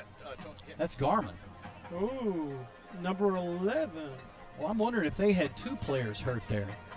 Well, Garmin is the one coming off with assistance. Yep. I'm going to have to keep an eye on that one. Well, Garmin went down with the tackle. So it's obvious that he was down, and Kaufman probably should not be charged with that timeout, but they still only have Kaufman with 1 timeout. So 13-9, they're going to bring on the extra point team. Garmin has now been helped off the field. He is assisted all the way over to the bench, to the trainer's table. So hopefully this may just be an ankle situation where he may have turned it a bit. Gallegos will set up for the extra point at the 10-yard line. And kick is up, and the kick is good. So 14-9 lead for the Kaufman Lions right now. We'll take a timeout and come back. Lindale Eagle football continues with onthecall.net. Where'd you put those headphones at, Ken? I mean, those, The summer of 2022 has been tough on everyone, especially those that were without a top-performing HVAC system. Rose City Air was created by Will Decker and Heath Willingham after they experienced plenty of too little, too late scenarios, with two objectives in mind: service and educate consumers on the most efficient ways to maintain a healthy AC unit correctly the first time and eliminate the anxiety of second and third opinions and repairs. Rose City Air takes the time to show you the complexity of maintaining a top-notch HVAC system while the estimate and assessment is being done. Rose City Air's free estimates, 24-hour no-hassle emergency services, low-cost maintenance agreements, and discounts for veterans, first responders, and educators are why Rose City Air wants to service your home or business whenever the need arises. 903-630-4343 or go to rosecityairtx.com. Back at Kaufman. 6:30 to go first half, 14-9 Kaufman. And Kaufman and Gallegos will work their way back to the 40-yard line to kick off. They're going to go left to right and kicking it deep. Gallegos with actually probably his shortest kick all day. Taking it to the 10-yard line by Maya. Coulter Maya will take it, string it to the middle, and gets wrestled down outside the 20 to the 23-yard line. So good kick coverage that time as Maya tried to get it wide to the right, but just could not get out of the grasp of the coverage team, led right there by Hayden Robbins. Kenny, looking at the sideline, it looks like they're checking out Braxton Garman's knee. They're doing a little stress test earlier. Well, I don't care who you are. That's not a good thing to be seeing. First game of the season, and a kid that runs like this one does. Yes. 6:24 Lindale High School football on onthecall.net, and they're starting this offensive possession at the 24-yard line. They're still waiting to set the ball, and they've got everything set, but the linesman evidently is waiting for something.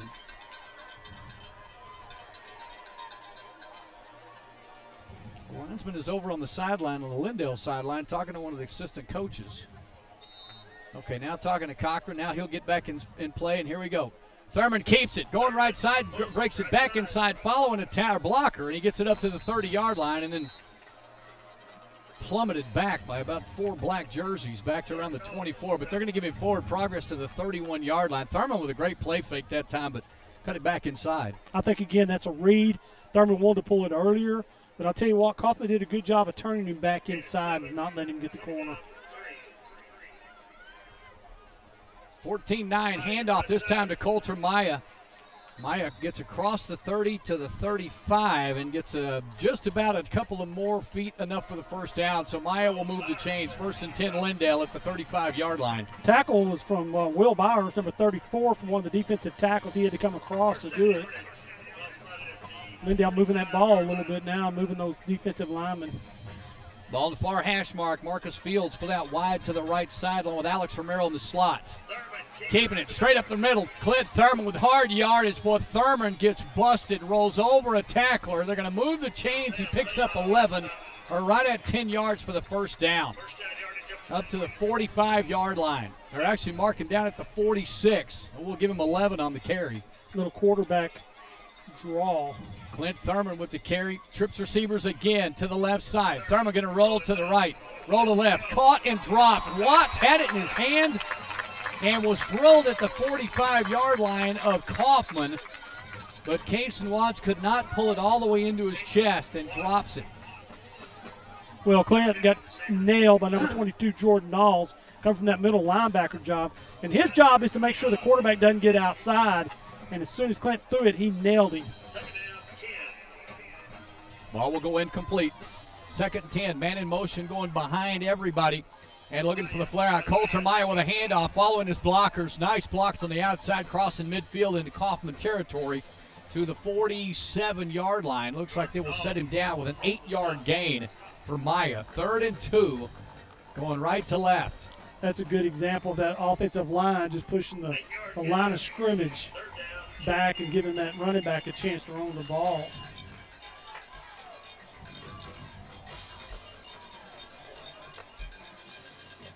So here we go, 3rd and 2. Thurman, snap back, he'll play fake, rolls to his right. Looking downfield, got a man open and over the head, the intended receiver, and intercepted. Coming back the other way. Outside midfield, 40. Nobody's going to catch him. It'll go for a touchdown. It's an 80-yard touchdown interception return. And I think that's going to be Mitchum Patterson. I'm going to check that number. It's hard to see. It's either 6 5 or 5. Yeah. I think it's going to be 5, and we're going to credit that to Caleb Lewis. Lewis, a DB. Lewis with an 80-yard interception return, but we got a flag back at the 44-yard line that might bring this back and nullify the touchdown. He just overthrew his receiver. His receiver was open. He overthrew him, and he was just standing there waiting for the ball, basically. Well, there may be a backside block, so it's going to nullify the touchdown. And a huge breath of fresh air for the Lindale Eagle fan base on the other side of the field.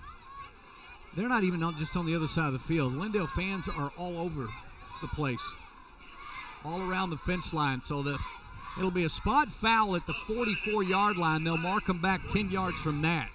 Braxton Garman is still on the bench over here, sitting on the trainer's table for Kaufman. So a 10-yard spot foul at the 44 will set up Kaufman 1st and 10 from their own 46-yard line. 4:14 to go first half. Kaufman Lions with a 14-9 lead over Lindale. Eagles set up on defense. Tight set. Boy, Christian King has got his head right on the line of scrimmage. Handoff tripped up, coming near side, but still on his feet, midfield 40. Out of bounds at the 35-yard line, and that time it'll be backup running back Jonathan Wren. I'm not sure they lost any speed with Garmin with Jonathan Wren getting outside. Yeah, Jalen Hines is probably hitting himself. He had him tackled in the backfield and just missed a little bit. The guy got the corner, and that's not what you want. But he did show a little speed. So 1st and 10, Kaufman with a huge pickup by Wren at the 35-yard line of Lindale. Wren remains in the ballgame. They play a tight set. Everybody almost within about 8 yards of each other. They put Wren in motion, going to fake the handoff, and handoff to the first man through. And in the backfield, slipping down is Mitchum Patterson. Patterson got the handoff and tried to plant his foot at around the 30-yard line, and just with feet, both legs came out from under him. He only picked up about a yard. Well, Kenny, if you'll notice, like you said, they have all those people in there. Then they shift them, and then they put one in motion, all that to one side. It stretches that defense and leaves a gap up there in the middle when they make a fake, and so he's got a little room to run. Okay, well, I'm way behind. They're going to give him a pickup of 5 yards.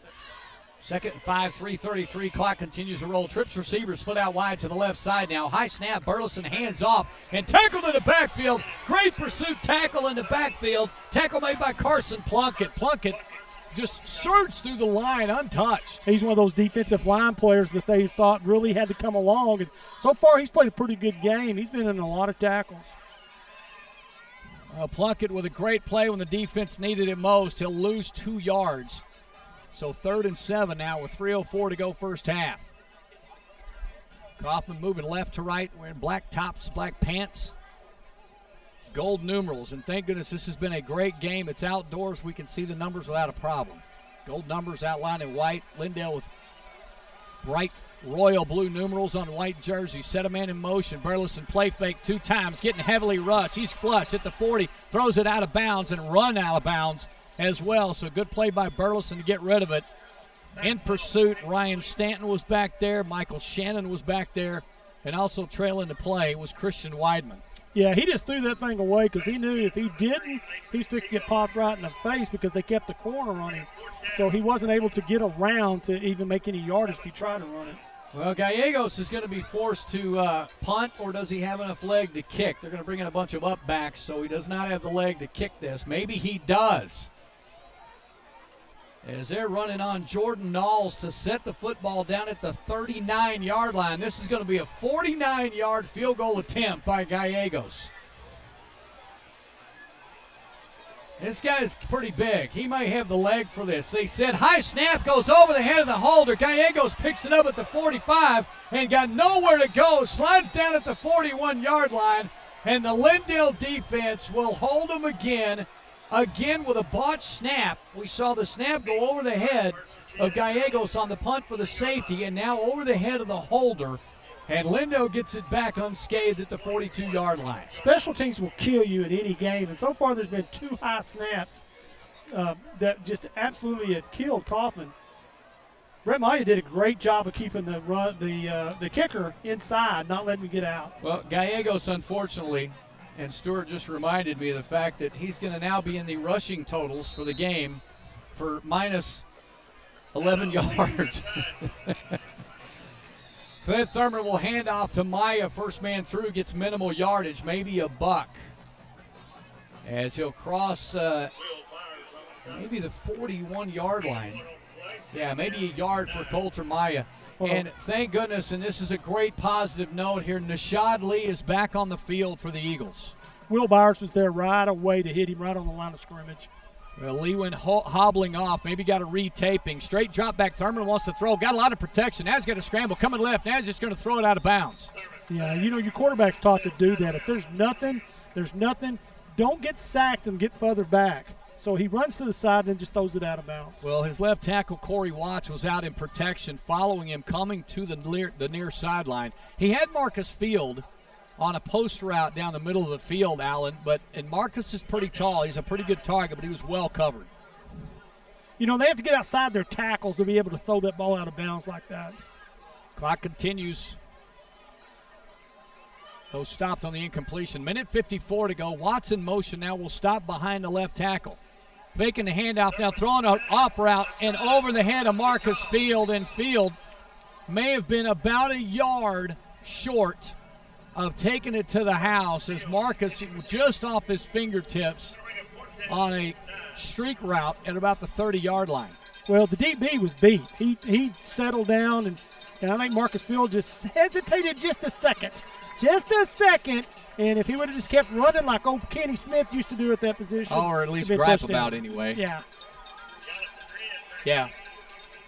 Well, it is a little bit difficult sometimes to get these speedy receivers to trust their speed and just keep going full speed. Walker back for the punt at the 30-yard line. And we'll kick it. This time it is a knuckleball. It's taken at the 15-yard line and dropped right there at the 15-yard line. Great coverage on the punt return team, or the punt team, by Michael Shannon. Shannon with a great stop. It's a 1-yard punt return, and Kaufman back deep in their territory again at the 16-yard line. I think Mason Seabolt was in on the wrong one. I got to turn my sheet. Ryan Betts was also in there to make that tackle. Yeah, we're going to have to do our boards the next outside game because I'm doing the same thing. Well, the Lions of Kaufman have got just a little over a minute to go, and Lindale Eagles working out this minute 41 to see if the defense can make another stand. Ty Burleson coming off the sideline with the play call will move his way into the huddle at the 15 mark on the play clock. Got to hustle to the line here. Play clock down to 6. We'll set him up. Stacked trips receivers to the left side. He takes the snap with 1 second, fakes the pitch. Got a man deep down the right side. He's going to throw it out of bounds. Well, receiver was open briefly. That was Mason Seabolt. And looked like that play took Burleson too long to make that turn and get into that route. His depth on that bootleg was pretty deep, and so like you said, he probably just didn't have the arm to get it there. Ryan Betts did a great job of chasing that receiver down to put a little pressure on it if he would have got it there. Lindale Eagles trailing Kaufman 14-9 right now. Burleson 1 for 5 for 17 yards on the game. Has not had a lot of chances to throw. He'll set up dual receivers to the right. Handoff, first man through. And big yardage across the 20 to the 23-yard line. So that time a pickup of about 7. Is that 6 or 2?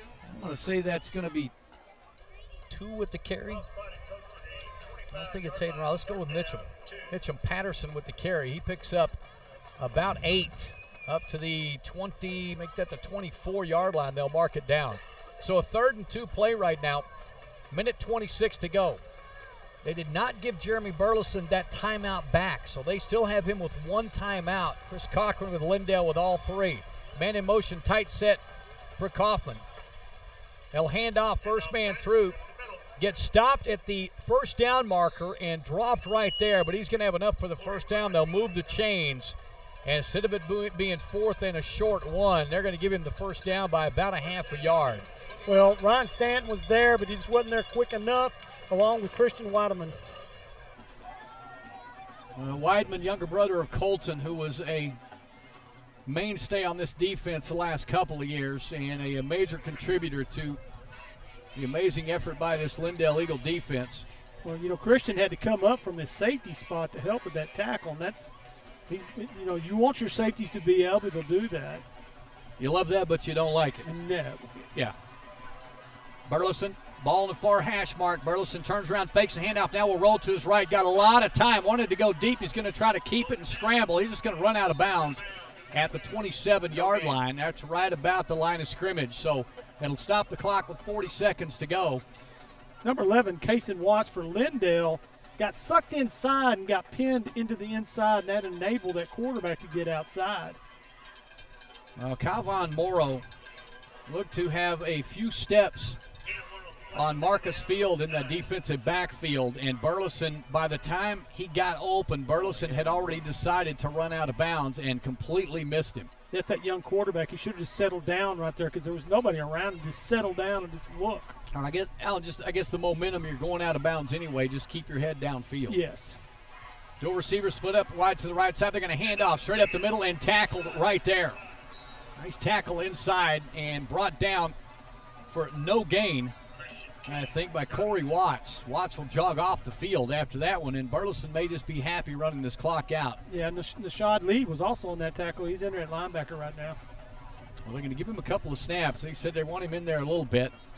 And Chris had mentioned to us in our meeting that he was going to have some of his top athletes playing both ways if possible. They're going to just let this clock run out. Didn't you say last year they pretty well played one way? Absolutely. And he said he's getting out of his comfort zone by doing this. Well, they're going to let the clock run down. First half is in the books. 14-9 lead for the Kaufman Lions. We will take a timeout. We will come back and give you some halftime totals with Stuart Campion coming up next. As Lindale Eagle football continues with OnTheCall.net.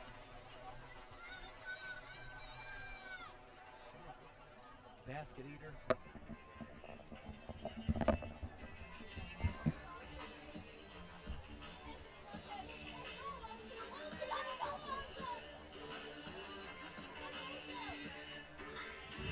It's halftime of tonight's game broadcast. You come for the food and you stay for the experience. Brisket Love Barbecue and Ice House, a mile off Interstate 20 on FM 849 in Lindale. Come hungry because the barbecue portions are generous and the atmosphere is the best in East Texas, including live music on the stage in Hackberry Hall.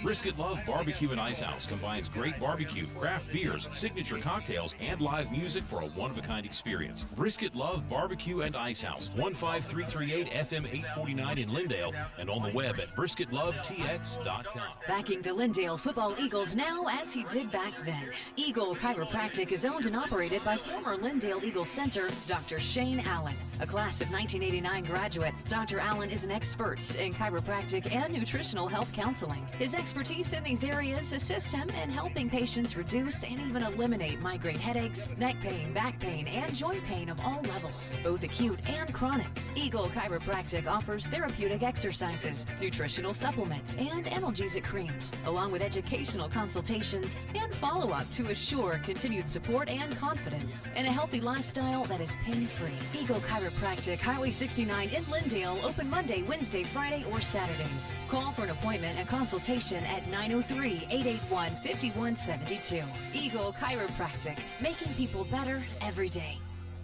If you're looking to advance and improve your baseball or softball skills and overall game with the hopes of moving on to the next level, Marucci Elite East Texas is the premier select organization to do just that. Hi folks, I'm Derek Kraft, current minor league pitcher for the New York Yankees and coach for Marucci Elite. Head coaches Mike Holochuk and Jeff Casey take over 35 years of coaching experience to the field each year, showcasing East Texas's finest baseball and softball talent. Marucci Elite East Texas has proven itself to be the best at directly focusing on player development and the recruitment of its athletes. You can follow them anytime and learn more about Marucci Elite East Texas through Facebook, Instagram, or Twitter at METXETX. That's METXETX for Marucci Elite East Texas. It's like moving from an old office into a brand new office. Trade up your current office furniture to brand new furniture from Office Barn in Tyler. Office Barn buys new and used furniture by the truckloads. We will also upgrade the look of your office by exchanging your current furniture for new digs. Maximize your office space with our space planning services, including field measurement, design, and a 3D diagram. Office Barn can even reconfigure existing cubicles for office space. More desks than the Pentagon. 1,000 plus chairs. Conference room tables, lobby furniture, storage cabinets, cubicles. I'm John Longcrier. We ship anywhere with next day delivery in East Texas. Buy it in the box and save even more. Discounts for nonprofits, veterans, and first responders. Plus, office moving done right the first time. Between Lindale and Tyler on Highway 69, across from the big, big American flag. You name it, OB stocks it. Office Barn.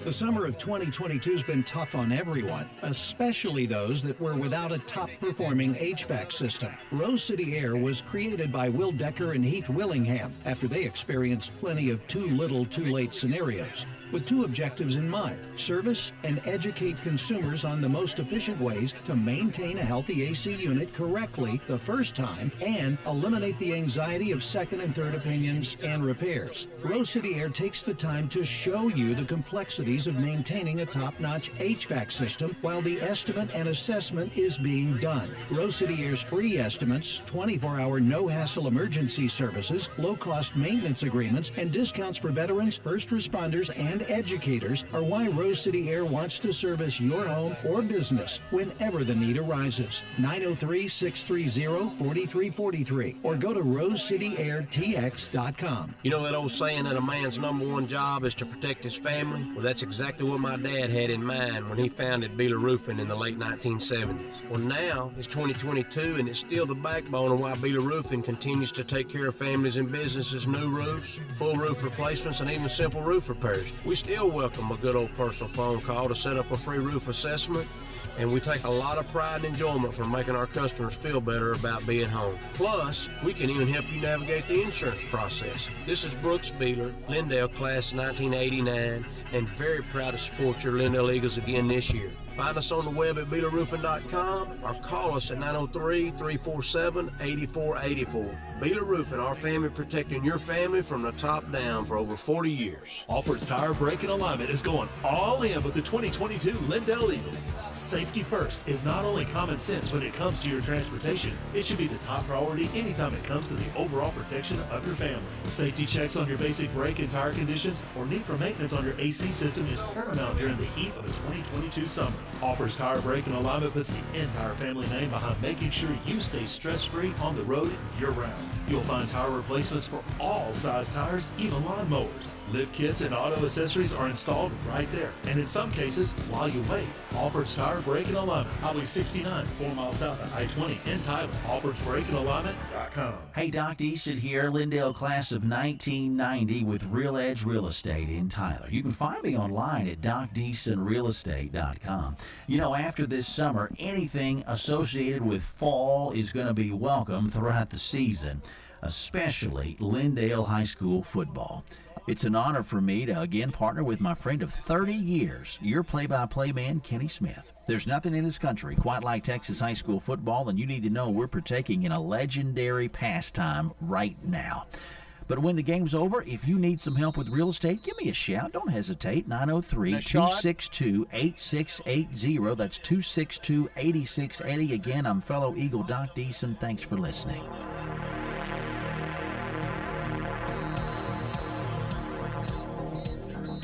Well, we're at the half. It's a 14-9 lead right now for the Kaufman Lions. Eagles got on the scoreboard with 36 seconds to go in the first half, but that was way after. Kaufman had both of their scores at exactly the same mark in consecutive quarters. As Kaufman scored first on a 3-yard run by Calvin Morrow. It was a 3-yard run. Extra point was good by Gallegos. That was a 7-0 lead. and it worked its way that way until 36 seconds in to go in the first quarter. And Lindale forced, and they had a great defensive stand back inside the 5, forced a punt snap to go over the head of Gallegos for the safety. They got the ball back on a great kick return by Brett Maya, which set them up 1st and 10 on the Kaufman 40. They took that in from there as Coulter Maya got his first touchdown of the season at the 10:34 mark in the second quarter on a 10-yard run. Kaufman answered at the 6:30 mark, the exact mark that they scored on in the first quarter, on a Braxton Gorman 1-yard run. The extra point was good, and that gave Kaufman the lead back at 14-9. Unfortunately for Gorman, he went out with an injury which looked like it may have just been something as simple as a leg injury, a foot injury, maybe an ankle, but they set him on the trainer's table, and Alan Phillips had kept an eye on him, and evidently it is something maybe more major than that. And unfortunately, we're probably going to try to find out more about that before the second half kickoff as well. But before we get to that, we got to look at some numbers. And Stuart, I know it's been the first time we've been up and down the field, and it's kind of hard, especially our conditions here. We're outside, we got the wind, we got everything almost working against us, but you've made it pretty darn easy. Let's take a look at some of the numbers for Lindale first. Okay, and part of what I'm having problems with is seeing some of these numbers now that we're in twilight, and it got quite difficult. And neither one of us can see very well anyway. We both have glasses. Yeah. So, so we've actually had 3 guys running the ball, and Coulter Myers run 7 times. He's got a total of 32 yards. Then Nishad Lee has 36 yards on only 3 carries, so he's doing quite well. Clint Thurman, 3 carries, 25 yards. That's actually pretty good when you're looking at the whole thing. You're looking at almost 100 yards for 3 guys in the first half, so they're running the ball well. Clint Thurman is 3 for 10 with a grand total of only 30 yards in the air. So he can have to pick that up, and he does have 1 interception included in that. As of receiving, he's got the 3 receptions. We have 2 of them from Carson Watts. One is for 18 yards, and the other one was for 12. And Nishad Lee has 10 yards on his carry. So they're actually moving the ball well, but it seems like it's been a defensive struggle today. Well, back and forth a little bit, too, and both teams probably, and I guarantee you, and Alan will touch on this before the second half kickoff, but they're probably glad that they've got so many yards on the ground right now, 3 different runners. But trying to possibly see how much Nishad Lee can handle it on that ankle. He had it taped up a little bit and returned to the football game. But Kaufman having a little bit more success on the ground with their big back, though. Yeah, Braxton Garman, he was doing quite well. He already had 77 yards when he went out. He's on the table, and now he's back in the clubhouse, so we'll see how that goes, what he's done. He's got a total of 14 carries for that 77 yards. Jonathan Wren, 3 carries for 37 yards. Julian Prox has 2 carries for 4 yards. Then we have, let's see who we got. Mitchell Patterson. He has a total of 14 yards and 4 carries. So you have to excuse me. I'm still learning the numbers and learning these names. Man. So if I start stumbling over this. Ty Burleson now. When we're talking passing, he's only 1 for 5. He has 17 yards. So they're doing a great job of keeping him closed in the backfield. So he's only successful 1 time. And that 1 pass was actually to Julian Prox, so he picked up the 17 yards. So looking pretty good both ways, and both teams can be pretty darn happy with their movement of the football too. Thanks for the numbers, Stuart. We're going to take a timeout because coming up next, we're going to take our timeout. We have to eat, of course. The bands are on the field, and anytime the Lindale Eagle marching band hits the field, it is spectacular to watch and to listen to. So for those inside the stadium, you're getting a treat. For those, obviously, that are at home, we have to take a timeout real quick. We thank all of our sponsors that are part of our broadcast each and every week. We'll take our time out. We will come back. Second half kickoff coming up next. Of tonight's game broadcast. Tonight's Lindale Eagle game broadcast is brought to you by Alford's Tire, Rose City Air, Root Construction, Brisket Love Barbecue and Ice House, Marucci Elite East Texas, Doc Deason Real Edge Real Estate, Beeler Roofing, The Office Barn, and Eagle Chiropractic. The second half will kick off after the short timeout.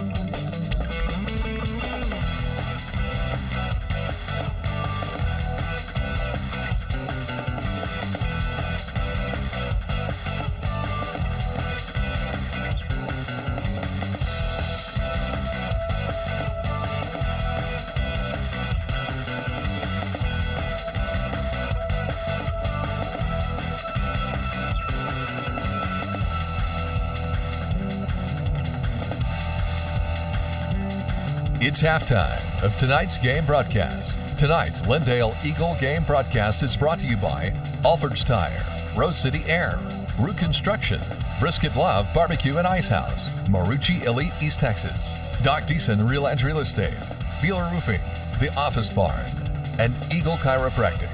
The second half will kick off after the short timeout.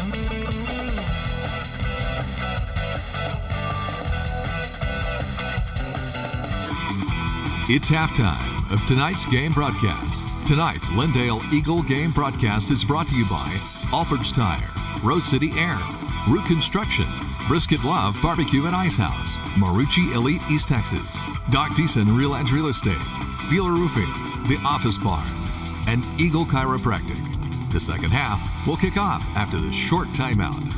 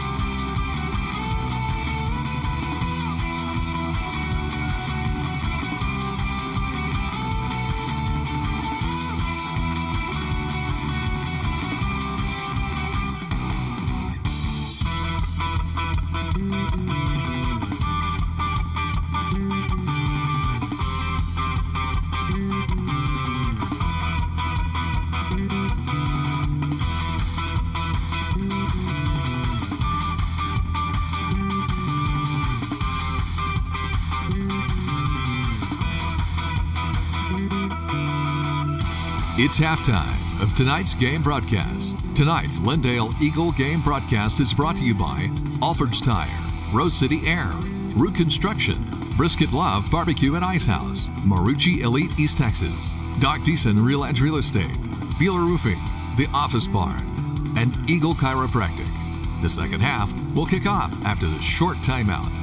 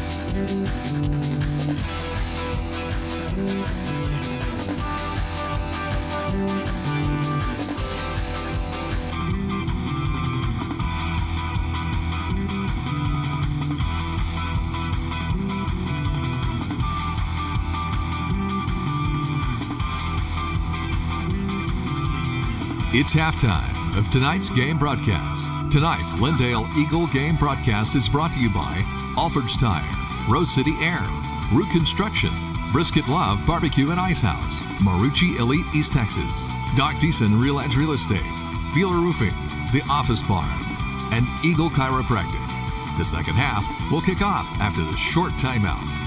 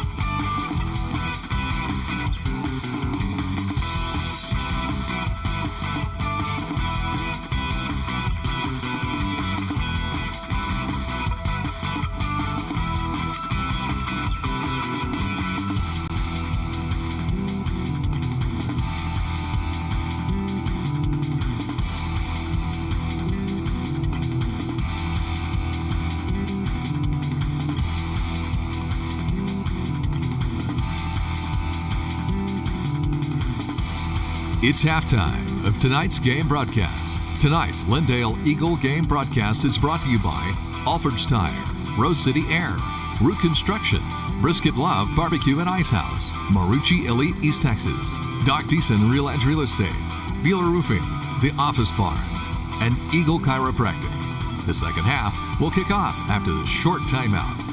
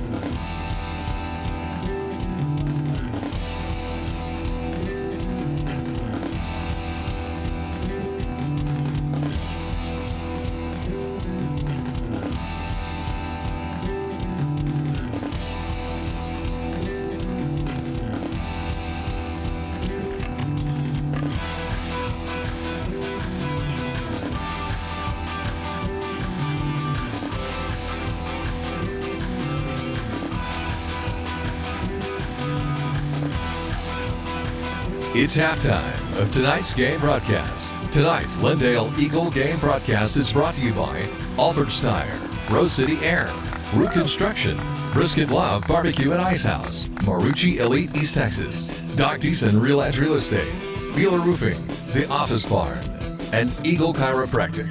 The second half will kick off after the short timeout.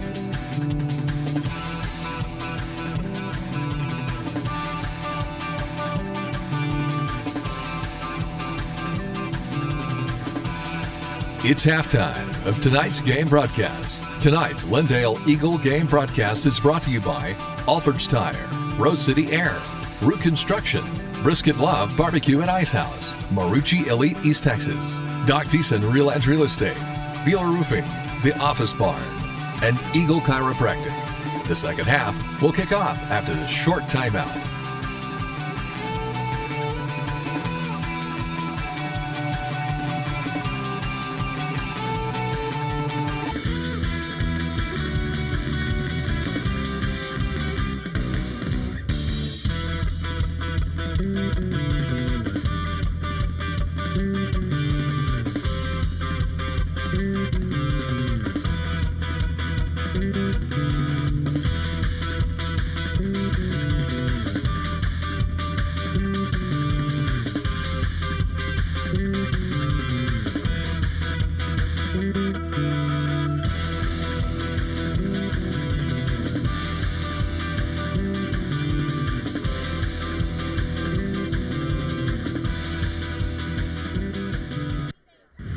It's halftime of tonight's game broadcast. Tonight's Lindale Eagle game broadcast is brought to you by Alford's Tire, Rose City Air, Root Construction, Brisket Love Barbecue and Ice House, Marucci Elite East Texas, Doc Deason Real Edge Real Estate, Beeler Roofing, The Office Barn, and Eagle Chiropractic. The second half will kick off after the short timeout.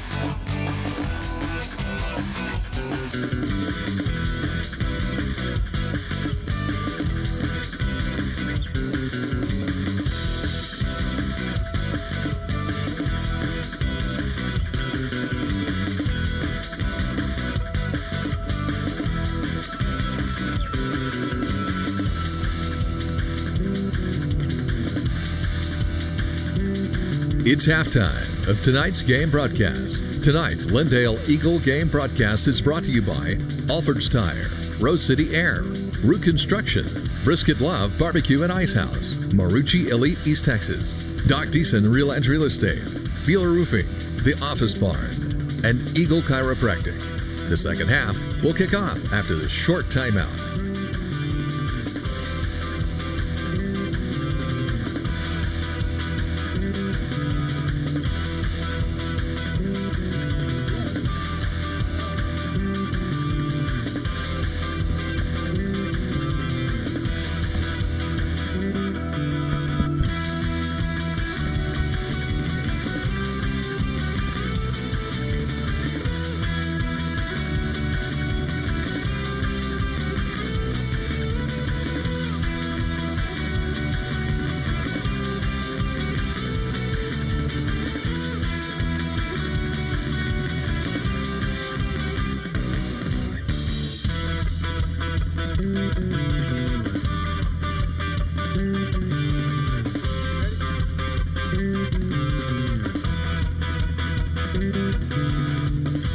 Teams are making their way back out onto the field. Lindale Eagles right now trailing Kaufman 14-9. We're at the half. Kenny Smith, Coach Alan Phillips, and Stuart Campion up in the press bleachers. I don't know what we'd call this. Lindale will kick off to start the second half as they received the opening kickoff and went 3 and out that particular time. They came back with a safety and a touchdown run by Colton Maya.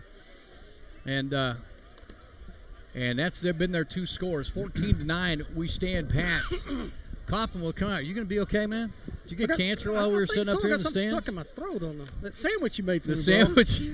Sandwich is stuck in my throat. Blame it on the roast beef. But it was good, Kenny. I'm going to tell you what. If you ever stop being a football announcer. You want to make sandwiches? Yeah, you can go to Subway. I can't sell any to Stuart, though. He doesn't eat sandwiches. Just make more lasagna. Have you ever heard of somebody from Washington that doesn't eat a sandwich? No. We have to bring him special food. I'll bring you a piece of steak next time. Well, bro. speaking of food, of course, we'll be at Petty's having breakfast tomorrow in downtown Lindale. For anybody that would love to come by and join us for a cup of coffee, we'd be more than happy to take care of your coffee. We obviously can't pay for everybody's breakfast, but would love to see anybody that can. Stuart's got family in town, so he may or may not be able to get there. But Alan's got a kid; he's using that as an excuse. But if y'all like to join us at Petty's for breakfast, we'd love to see you guys around 8 o'clock. Pooch kick will be taken. It drops at the 30-yard line. Kaufman has to fight, figure out who's going to take it. Picked up at the 30, 35, and out of bounds. And a hard hit late, unfortunately. Penalty. And a penalty has got to be called there, unfortunately, that's going to be Wyatt Parker with the late hit. And at the last minute, tried to pull up, but boy, a good collision between him and the returner, which ended up being Julian Prox, and Prox slammed into the sideline fan.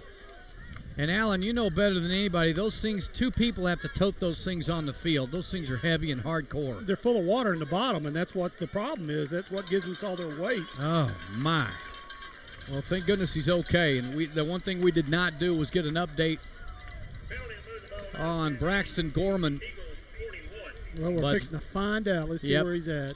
Well, Burleson comes back out to play quarterback. And in the backfield, starting this second half, will be Jonathan Wren in the backfield. So Burleson starts him up, man in motion, hands off to Wren straight up the middle, and he's tackled immediately. And a great stop, getting great penetration in the backfield again is Carson Plunkett. Well, Plunkett's having a big night already. Yeah, and Lindale's stacking the front a little bit there. They had one linebacker and everybody stacked up there. I think they're saying, hey, if you're not going to throw the ball, we're going to stop you on the run. Lindale will start the second half with that 15-yard mark-off on the late hit out of bounds. And once again, it was not intentional, but a lot of momentum there as Prox was heading to the sideline. So 2nd and 10 now on the no-gain stop. Faking the handoff. Burleson going to throw it off the fingertips of the intended receiver. And then Prox decides to go right up into the face mask of Brett Maya. And they have a couple of words. They had a block it back, and Hayden Robbins step up in the front. They try to run. They ran that same play early in the first half and got a lot of yardage off of it. That time, Lindale did a lot better job of covering on it. Well, incomplete pass on Burleson, and Stuart Campion just happened to look down and notice Garmin is on the sideline, basically in street clothes. Ooh. So Gorman is out for the game. Straight drop back. Burleson going to roll to his left, going to throw down the middle of the field and over the hands of defender Christian Weidman, and incomplete. Well short of his intended receiver on the far sideline. Out there in coverage was Ryan Betts. And that's going to set up a 3-and-out for Kaufman on a 4th and 10 from the 41-yard line. Lindale will get this football early here in this second half. Burleson was rolling out to his left. And the thing about that is getting him away from underneath those big linemen. But what happened is Jake Kerbo is chasing him down. They don't get rid of that ball. Kerbo's fixing to whop him. Yeah. Well, Gallegos will stand at his own 47-yard line to make this punt. Maya is standing at his 5. We'll move up to the 8-yard line. It's a good kick. Maya gets away from it and then takes it on a hop in traffic. Well, not sure if Maya saw the other two black jerseys to his left, but Maya let the ball hit at the 10. It came up with two black jerseys on both sides of him. He decided to field that punt, and possibly, knowing Brett Maya's football acumen, Alan, he probably did that knowing that ball may have rolled inside the 5-yard line. Yeah, but that's awful scary when you do that with all those people around you. As a coach, you're going, watch out now. Oh, yeah. But Brett probably was doing that to save his offense a little extra running room, as it'll be 1st and 10 Lindale from their own 11-yard line. Field split out wide to the left side by himself. Nashad Lee, the lone sit-back, he gets the handoff. Lee going right side, bouncing off a tackler. Trying to arm tackle around the 12, and nobody can get Nashad Lee down. They finally just stand him up. They're going to say he got forward progress to the 16-yard line. So give him a gain of 6 yards. Well, Jordan Nails for Kaufman slowed him down, grabbed hold of his jersey and was just hanging on for dear life. just waiting for the other Kaufman players to come to him. They'll give him 5 on the carry. 2nd and 5 now. Rashad Lee, who's averaging 10 yards a carry in the first half, or 12 yards a carry first half.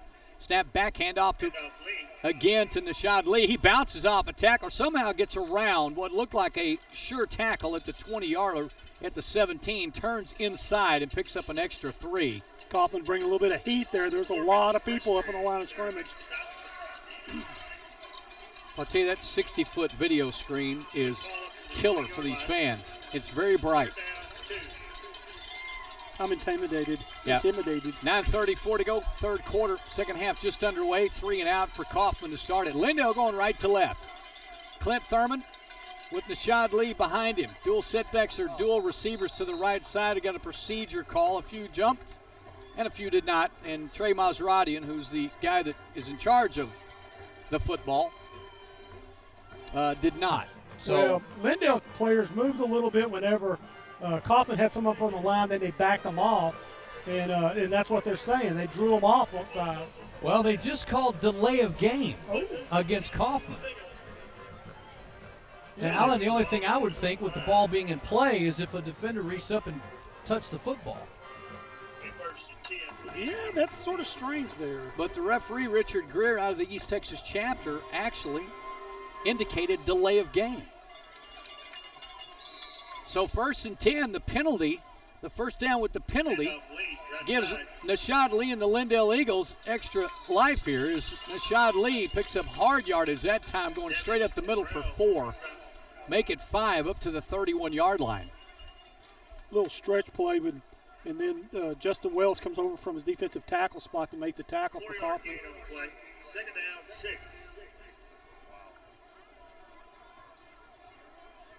Well, Lindale, 2 flags for 20 yards in the first half, 1 for 15 here with that late hit. Pass going to go deep pass near sideline and out of bounds, but way out of bounds, basically with an uncatchable ball intended for Fields. That looked like the same play they attempted earlier when the receiver slowed down just a little bit forward, but this one was thrown out of bounds. Yeah, Marcus had to wait a long time for that football to come down. Clint Thurman just really is not on target, has not seen any really crisp passes. The completion to Kason Watts to start this ball game was about it in that 18-yard gain early, but Clint has been off a little bit. Fake handoff, Thurman going outside, cuts the 30, 25, 35, 40, across the 45. Clint Thurman doing what we saw him do so many times a year ago. It just looks like there's nothing, and then Thurman just moves upfield 18, 20 yards. Well, that's a little read play. You know, they've been giving it to Rashad, giving it to him, then all of a sudden he pulls it, and there's an alley there. That's a 20-yard pickup for Clint Thurman. First down, Lindale Eagles at their own 49-yard line. He takes it from the 29 to the 49. I'm sure that is a read for him, and he just saw it and pulled it. Well, he's pretty darn good at that. First down this half. Handoff to Rashad Lee, nowhere to go that time. Kaufman defensive line surged in quickly to make that tackle, and Lee may get caught for maybe a yard loss. Tackle's going to be made downfield by Isaiah Leah. Yeah, Logan Thomas made a big old pile up right there, enabled them to stop Lee. 7:52 on the clock. Lindale Eagles taking their time, looking at the sideline where you will see 3 different coaches sending signals in, and they have to figure out which coach is actually calling the play. Thurman with a quarterback keeper design. Thurman with positive yardage, crossing midfield into Kaufman territory at the 47. Ball will go to the far hash mark on a 3rd and long, 5, maybe 6 yards now on the 4-yard carry by Thurman. Yeah, Knowles made the tackle there from his linebacker spot, stretched it out a little bit. He came across to make the tackle. Well, fantastic night for football to start off the 2022 season. Eagles trailing Kaufman 14-9 right now. Thurman, lone setback is Colton Maya. Maya gets a handoff, goes to the right side. Maya up for the first down, crossing the 45 to the 40. They'll mark him down right at the 40-yard line. First down for Maya. That was a nice, hard run.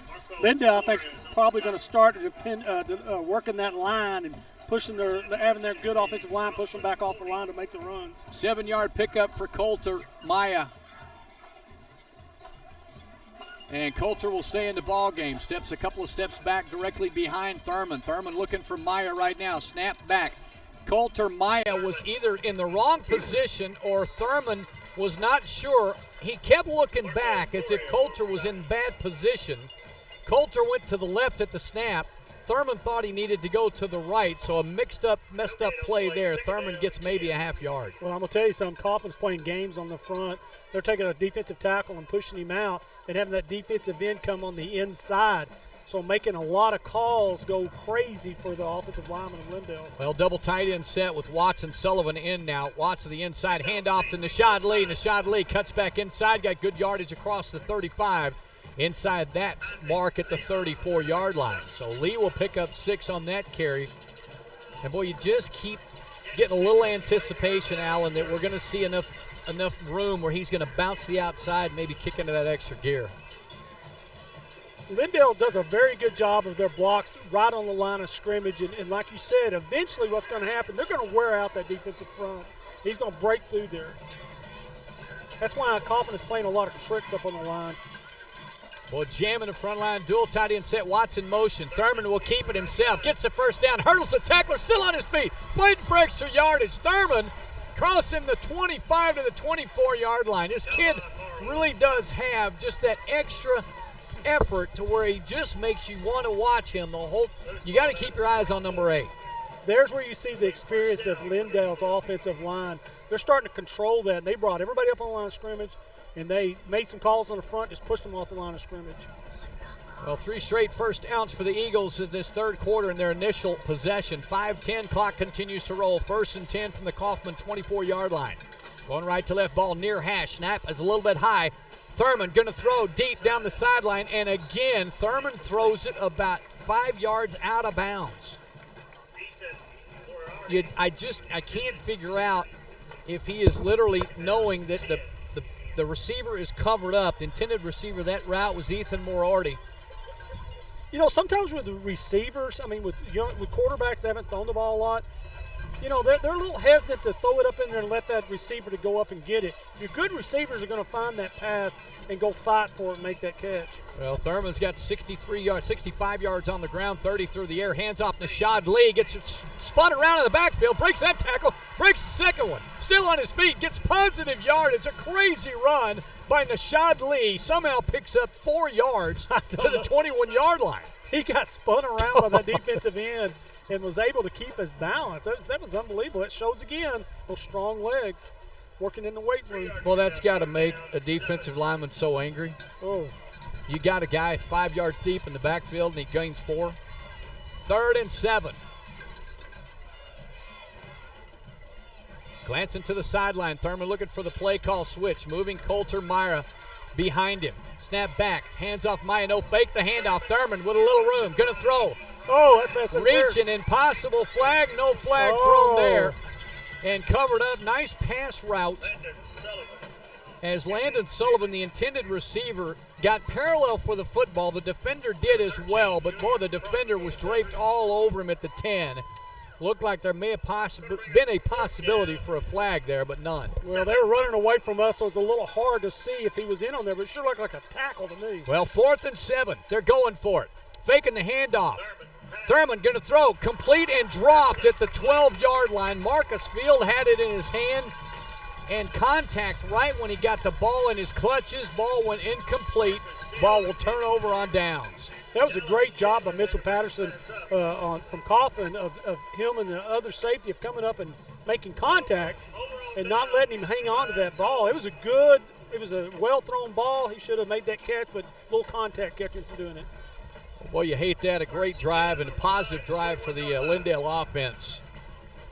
And other than some great runs and some positive on the ground for the Eagles, they have still had a rough time completing a pass. 1st and 10, Kaufman at their own 20-yard line. Handoff to Wren, far side. He falls down, and they're going to call him down at the 20-yard line. He tried to put his hand down to keep himself from going all the way to the ground, but could not. Oh, and he's not a happy camper. No. He knows if he could have kept his knee from going on the ground, he's off to the races. They're going to say no gain. 2nd and 10 now. Clock stop 3:41. And now has started back. 14-9 Kaufman. And is where we have been since 6:30 to go in the first half. Set up two receivers wide to the right side. Man up coverage, faking the handoff, throwing it backside, and to no one. Burleson throws it well behind what I guess was the intended receiver. I think that was supposed to be a screen. He was bringing some people out to make a blocks, and he whipped it in there awful quick. And again, that young quarterback hasn't quite gotten the complexity of the timing on those top plays. Well, he followed through with the pass and threw it really right in the middle of nobody. Burleson 1 for 8 for 17 yards, so neither quarterback is lighting it up, Unitas and Staubach style here in this ball game tonight. So 3rd and 10 on the incompletion. Lindale defense trying to make a strong stop here.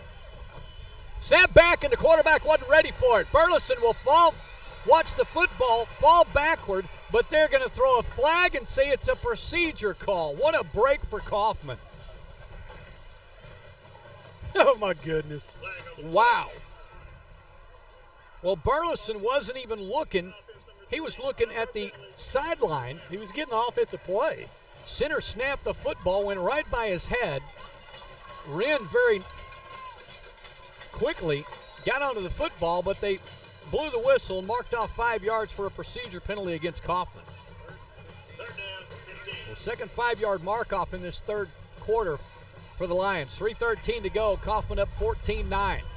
12 on the play clock. Trips receivers wide to the right, ball far hash mark. Rolling to his right is Burleson. Burleson looking downfield, running out of real estate, going to throw it from the hash marks. Down the field, it's caught.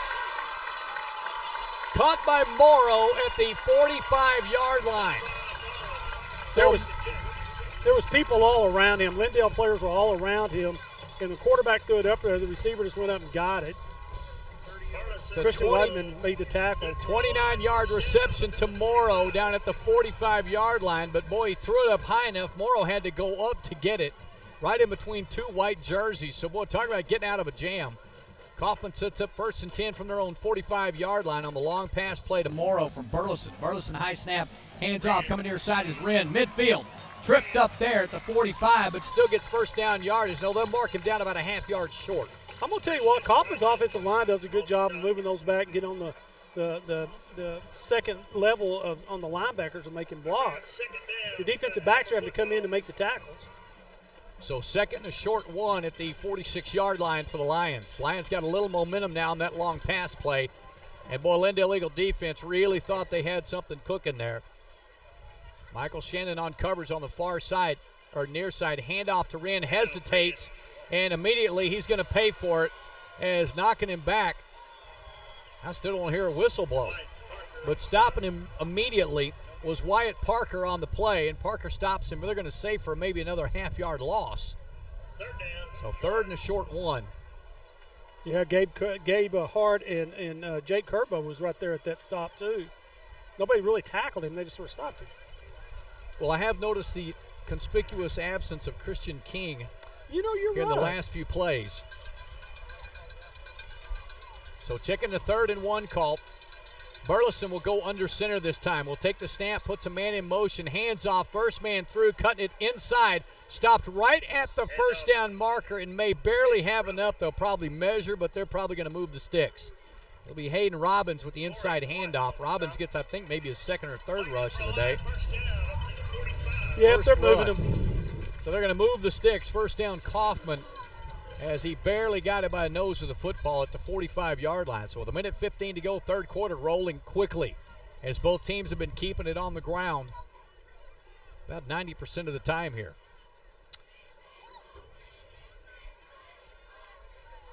Breaking out of the huddle, splitting off wide to the right side comes Mason Seabolt. Dual receivers to the left. Burleson will hand off to Wren. Wren cuts it back inside from the left. Will get big yardage across the 40. And looks like maybe 6 or 7.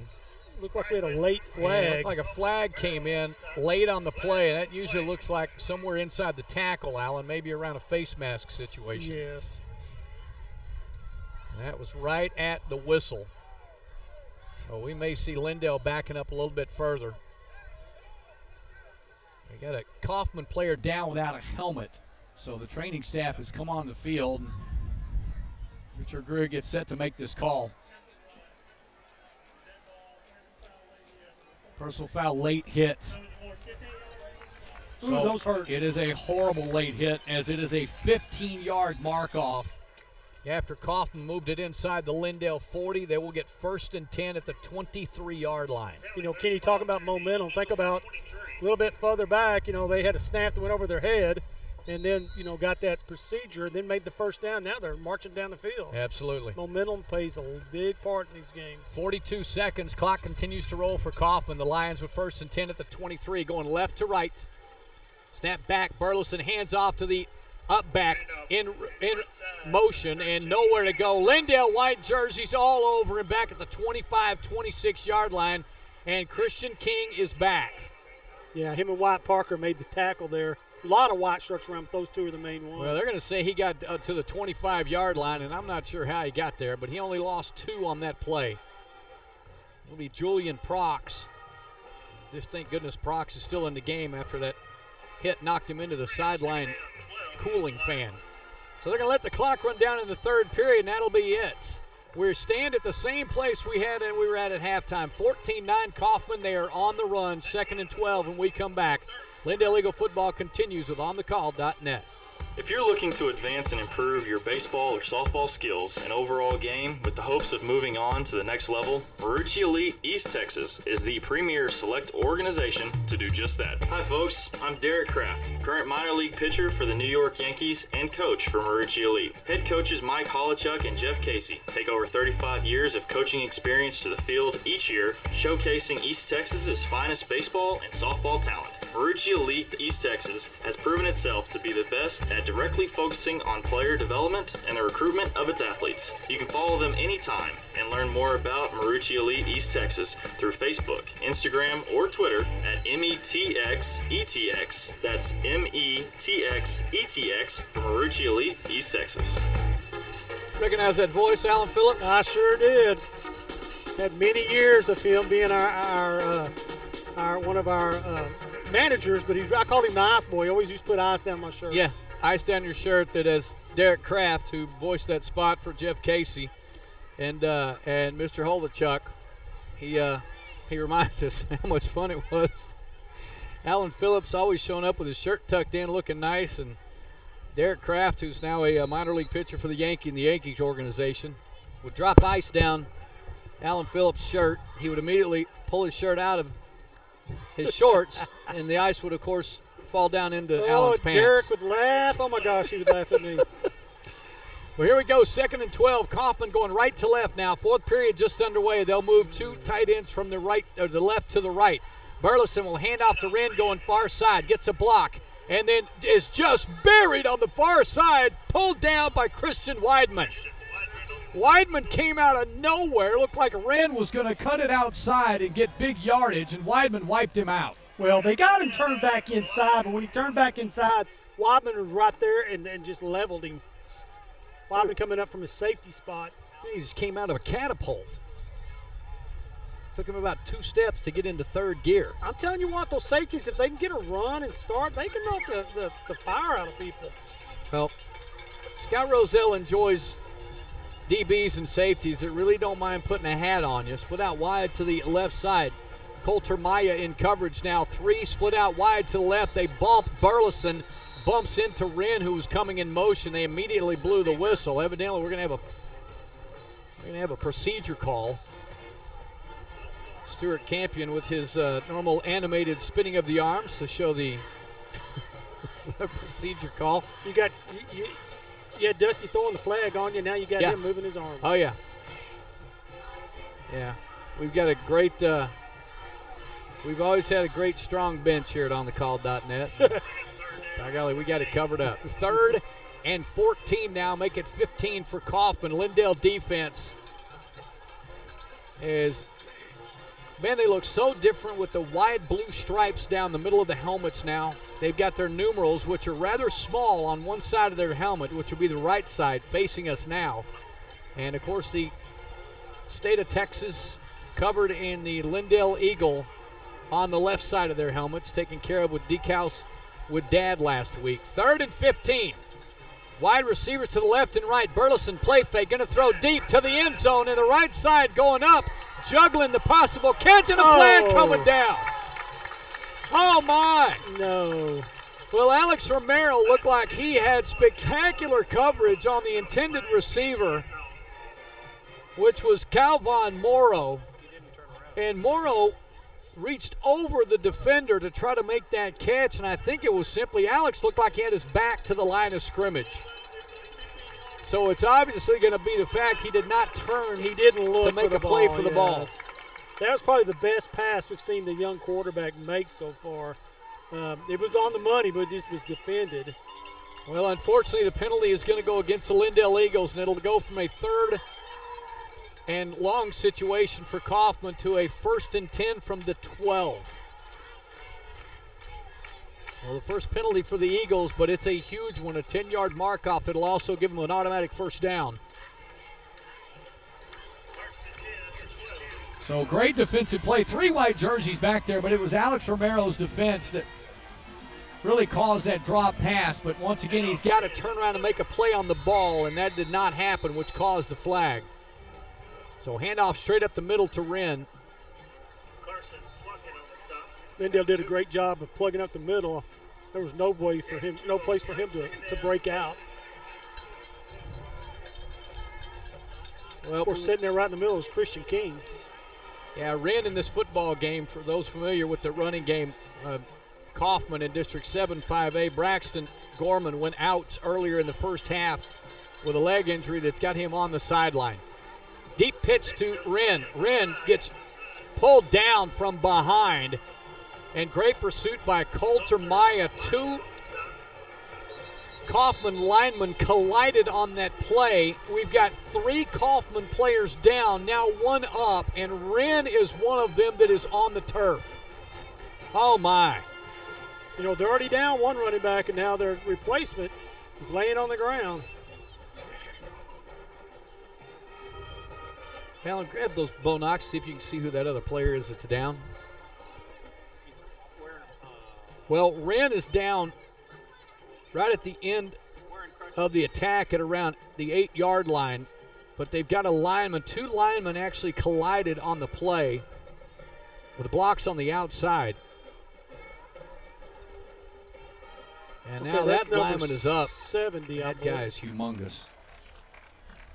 Boy, he is favoring 70 his leg as well. That's going to be Garen Kenny. And Kenny gets up, but he is moving off slow, and Wren now gets up, and he is stretching a bit. Hoping that's just a cramp.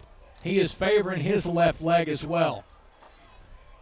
So they have brought in 75, Kason Ramirez, to back up Kenny. And we'll see who comes in to run with the football right now. Because Julian Prox stays on the field, as does, I think, Cody Dickinson. I think I saw 10 run in, but Wren has to come off the field. So Kaufman, who has lost their possible D1 prospect, and Braxton Gorman now loses their backup running back, Jonathan Wren. And Prox will run on with quarterback Burleson. We'll see who will set up in the backfield, as it'll end up being 19, which will be Isaac Leah. Leah will set up at around the 18-yard line. Burleson turns around, play fake, and a roll to his right, going to throw to the end zone again. It's caught and dropped right inside the goal line, and may have been just a little bit too far inside. Alex Romero defending again on the play on that far side. They've decided to just keep going to Romero's side. Burleson may have seen maybe a weakness. Defensive coordinator may have picked something up. Well, sometimes when you find just a slight hair that you might have on somebody, but again, that young quarterback's right-handed, and for him to run out the right is a lot easier. Wren is still on the sideline, and it is cramps, it looks like. Doing that normal reaching, setting flat, reaching down for that toe. Gallego sets up for a 27-yard field goal at the 17. Well, Spot is down with a bad snap, and somehow Gallegos gets it through. Spectacular hold put down by Jalen Hines. And it'll be a three-pointer for the Kaufman Lions. That'll move it to Kaufman 17 and Lindale 9 when we come back.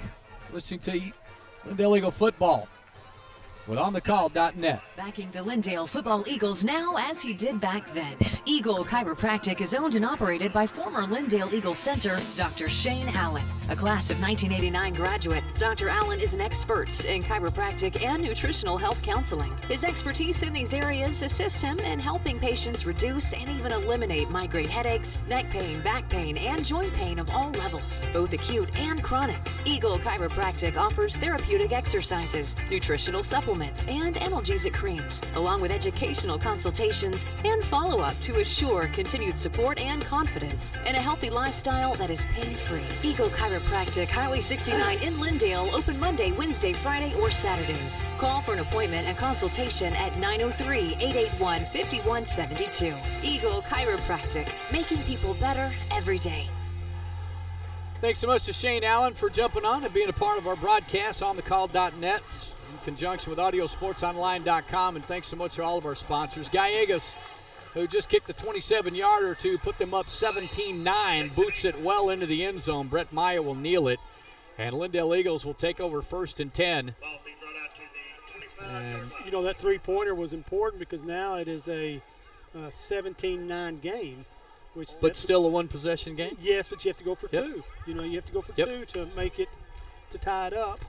Well, knowing a little about Matt Cochran over the years, going for two is almost his specialty. Well, didn't you say that that's what they did? He's got a few things up his sleeve most of the time. I don't know if the new regiment of runners and backs can do that, but Nashad Lee comes out off the sideline along with Clint Thurman, and they set up 1st and 10 from their own 25-yard line. Kason Watts, Christian Weidman out right. Nashad Lee has nowhere to go as Nashad Lee runs right into the back of Kason Watts, who gets overpowered by the Kaufman Lion defense and pushed backward. Devin Morrill did a great job from his defensive line spot for Kaufman to work his way out and turn him back in. Well, Will Bowers, I think, is tightened up with a cramp as well. Bowers has to lunge off the field. He was the one that made that play. So Thurman now with Maya to his left. He hands off inside. No, he keeps it. And Clint Thurman nowhere to go again. Kaufman defense has really stifled them those last two plays. As a 1-yard loss to Lee is followed by a 2-yard loss, or excuse me, they're going to say got back to the line of scrimmage. So Clint Thurman stopped for no loss. Well, Kaufman's defensive lineman Justin Wells did a great job of reading that and not running off with the runner staying at home to take the quarterback. It's just a little replay where he pulled it and kept it. Thurman still failing to complete a pass here in the second half. 3 for 14 for 30 yards on the game. Thurman by himself in the backfield with Maya to his left. Going to roll out to his left now. Will stop, square up. Now he'll throw down the middle of the field. And tipped, I think, by the defender. Marcus Field was the intended receiver, but it'll be tipped and knocked out of his hand. Also by Mitchum Patterson, I think, was back there defending. Kaufman doing a good job covering the receivers. There wasn't a whole lot of open receivers at that time. You know, one of the things about rolling out to your left of the quarterback, you got to get your shoulders turned and run towards the line of scrimmage. You know, and he had a pretty good shot down there, had some good velocity on it, just wasn't anybody open. Well, they were unable to do anything that time. 4th and 11, and Wyatt Parker sits back standing at his 11-yard line to punt. Deep snapper is normally Kerbo. Jake Kerbo with a good snap and a nice punt by Parker. Again gets a good roll. It'll get pulled down by Marcus Field at the 46-yard line. So did not get the roll. Parker's been getting his first 2 punts. So the defense is back on the field, Allen. You never liked that this quick. Well, you got to realize your defense would get tired if they're on the field a long time. And that, you know, in the third quarter, they were on the field a long time. That's one thing about, you know, with Coach talking about you want to go, you know, take some and play them on both sides of the ball. Sometimes those guys need a little rest every once in a while. Well, third quarter went rather quickly, and fourth period is going quickly as well. 8:24 clock stop with a change of possession. 1st and 10 Kaufman right to left near hash mark. Burleson will set up under center, deep snap. Wren back in the ball game after getting that cramp stretched out, still on his feet. Goes across the 50-yard line into Lindale territory at the 46. Jake Kerpo is the middle linebacker, and I don't know if he was on a stun or got a misread, but he went the opposite way of where the ball went. It looks like Wren might be down again. Is that Wren down again? No, it's not Wren. At 44, Stewart. Lucas, possibly. We got another Kaufman player There's down. two of them down. Two more Kaufman Lions down at one time. I think one of them is still Wren. Is it Wren? Looks like him from here.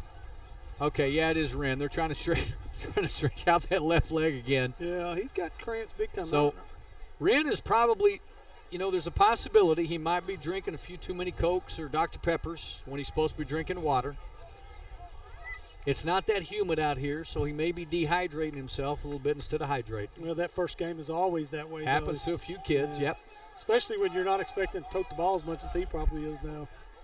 Well, you know what? He probably didn't plan on that because we were pretty sure that Braxton Gorman was going to be doing it. And just hate to see that for any team. And Jeremy Burleson is so well liked.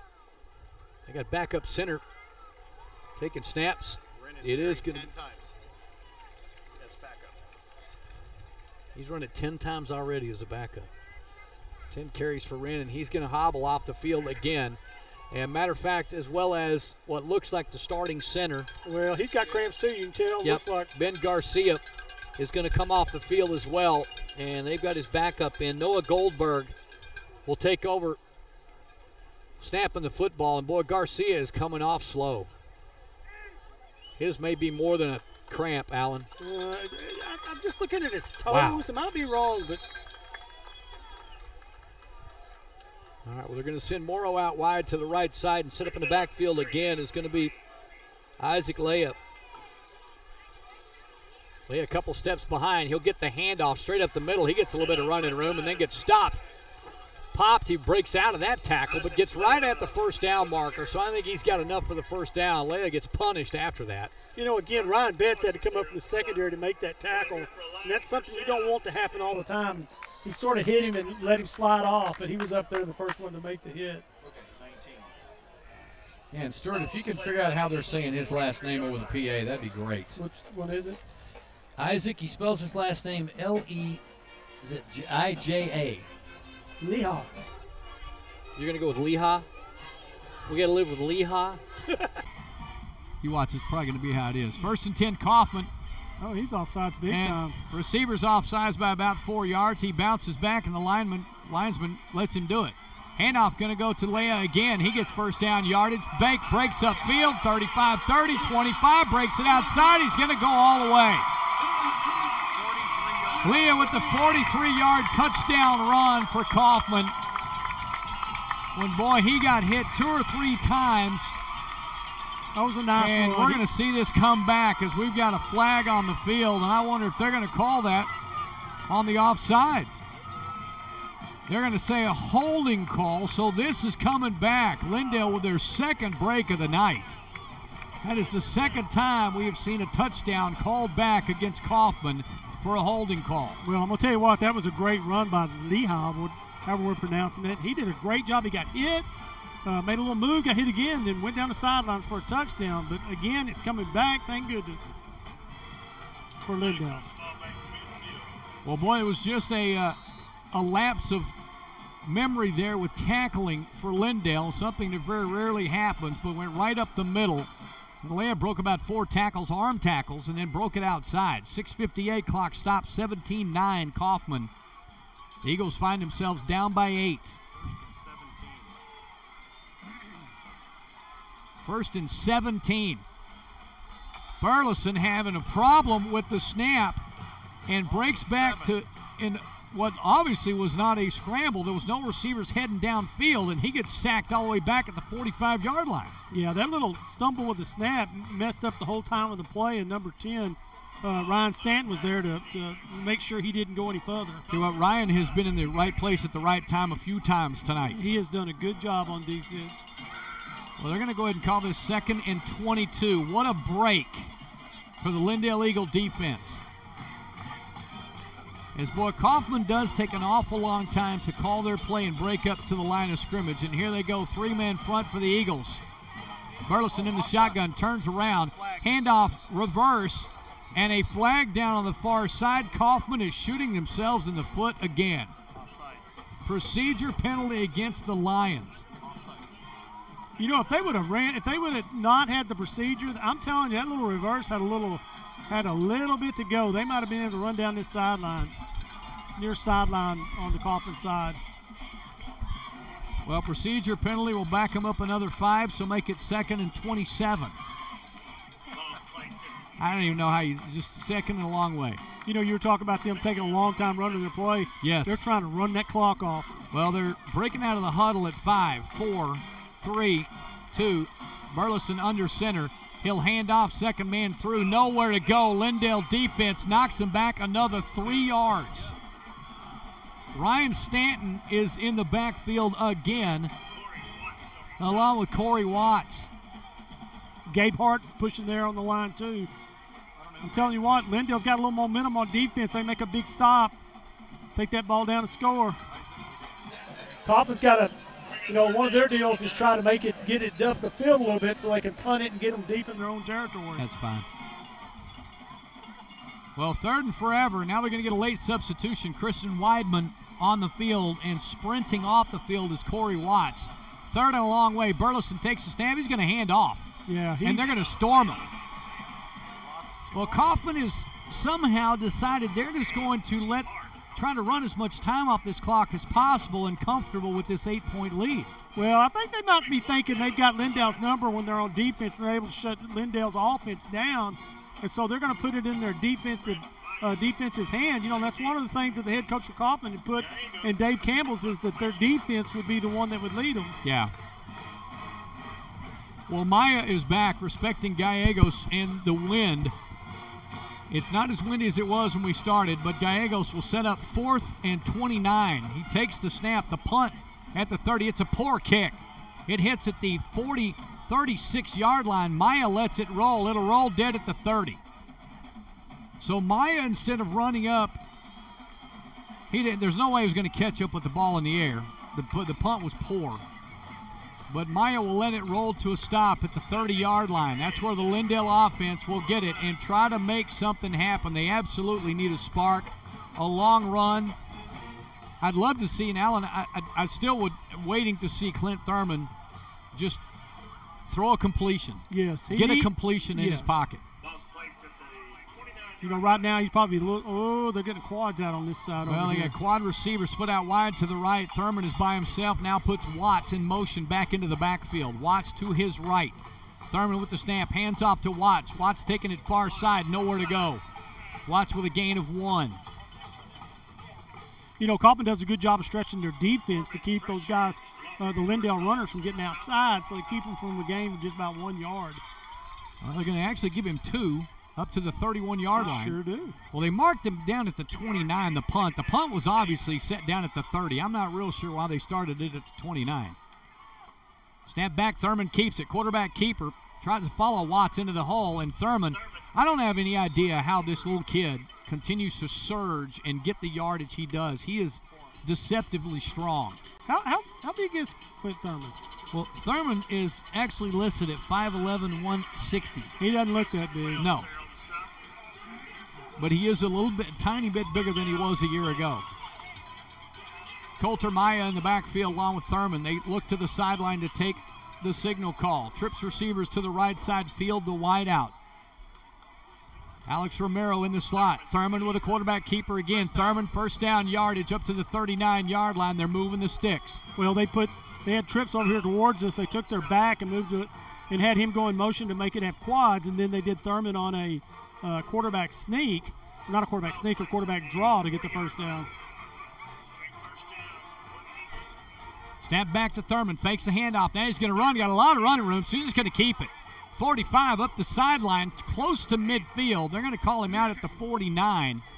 You know, Kaufman's defense right now, to me, are not getting lined up very well. It's almost like they're waiting on something, and so Lindale is able to get up and run the play really quick. Yeah, it looks like Matt Cochran's taking advantage of it and trying to get a play in fast, but they're going to stall right here. Coulter Maya sits up to the right side of Thurman. 2nd and a short 1. Snap back. Thurman, pump fake, going to go up the sideline, and again gets it in front of the receiver. And that time it looked possibly like Caleb Lewis may have got a hand in there to hold Marcus Field back from reaching out for that football, but no flag. I'm surprised that wasn't called because, one thing you tell your defensive backs, hold on to it if you have to. Don't let them catch the ball for a touchdown. It's only a 15-yard penalty. Sure like he put a hand in there to slow him down. 3rd and 1. Thurman, snap back, quarterback keeper. He's got the first down. Still on his feet, crossing midfield to the 45. Thurman with another big gainer. We'll see they'll mark him down at the 46. So a 5-yard pickup for Clint Thurman and a first down for the Eagles. The Eagles have got to score and convert a 2-point conversion here to stay in this ball game and possibly force into an extra period. High snap, handoff, Coulter Maya. Big yardage across the 40 up to the 39-yard line. That big offensive line of Lindale is starting to make a difference now and push the Kaufman defense back. Kaufman a little bit on their heels a little bit as this is going on. Well, Chris Cochran still got all 3 of his timeouts ready as well. 2nd and 4. Thurman snap back and roll to his right. Got 3 receivers downfield. Now he's going to throw deep down the sideline. Coming back in for the catch. Does he make the grab? He does. A fantastic catch by Alex Romero at the 14-yard line. Boy, that was a wobbler. I didn't even think he was going to get out there. He had to come back up underneath the receiver to make the defender to make the catch. Well, it's going to be a 24-yard reception for Romero. That's that big play they needed. That's exactly what they needed. 1:42 to go. Clock continues to roll. Coulter Maya to the right. Gets the handoff. No fake. Thurman's going to keep it. To the 10, to the 5. Touchdown! Thurman gets him within 2 with 1:34 to go in the game. Clint Thurman just might have found his groove. Finally got a pass completion. Now he's thinking, I got it going on now. Well, Thurman takes it in from 14 yards out after the spectacular completion to Alex Romero that set it up. Now the 2-point conversion, 17-15 Kaufman Lions. This is where you work in practice to put that little wrinkle in. When you know you got to have 2 points, you got your little wrinkle. Well, Thurman jogs off the field to get the play call from Matt Cochran and company, and they break out of the huddle with Nashad Lee in the backfield. Marcus Field split out wide to the left side. Maya is in the slot left. Colton Watts, tight slot. Thurman rolling to his left, going to take it up the middle. Thurman lunging for the goal line. Does he get in? He's right on top of the goal line. What's the call? What's the call? Touchdown, yes. 2-point conversion's good. Boy, Clint Thurman's a tough kid. My. Clint Thurman fought his way at the 1. They put up a brick wall trying to push him back. And at the last second, they're trying to make the call. And the official comes in late and makes the 2-point conversion call. Clint Thurman did that. It was a sprint out pass is what I thought it was going to be, and he tucked it in and took off for the goal line. He said, I'm sticking this in the end zone. We're tied at 17 when we come back. Lindale Eagle football continues with OnTheCall.net. Hey, Doc Deason here, Lindale class of 1990 with Real Edge Real Estate in Tyler. You can find me online at DocDeasonRealEstate.com. After this summer, anything associated with fall is going to be welcome throughout the season, especially Lindale High School football. It's an honor for me to again partner with my friend of 30 years, your play-by-play man, Kenny Smith. There's nothing in this country quite like Texas high school football, and you need to know we're partaking in a legendary pastime right now. But when the game's over, if you need some help with real estate, give me a shout. Don't hesitate. 903-262-8680. That's 262-8680. Again, I'm fellow Eagle Doc Deason. Thanks for listening.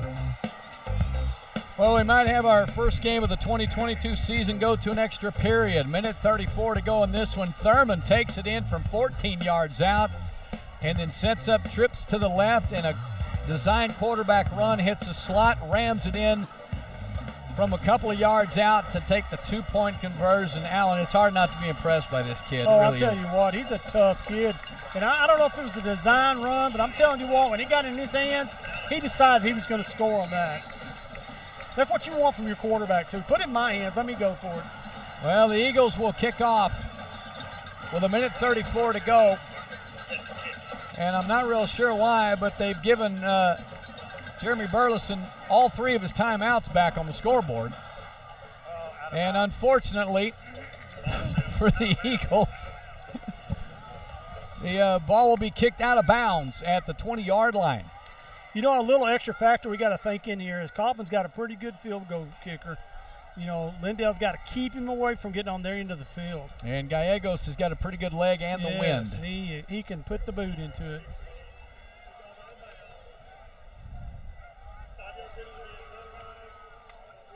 Ooh. Wow. So they're going to mark him back and re-kick this. And, boy, a smart move by Jeremy Burleson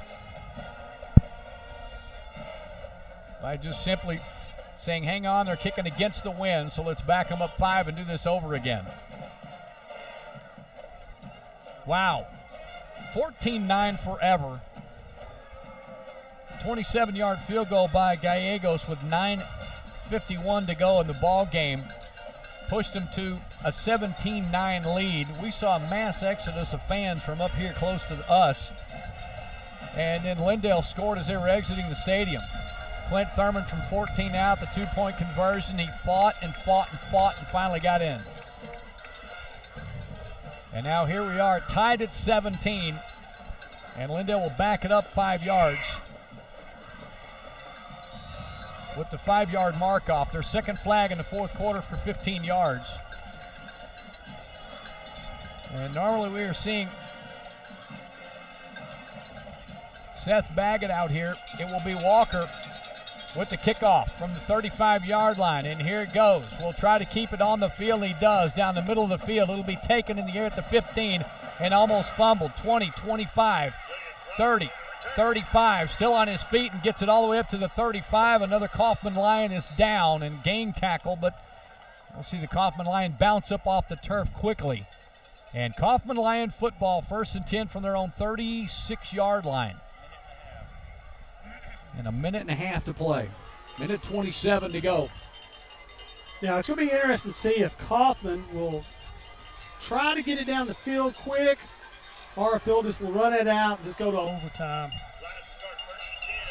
I know that they think they have their kicker.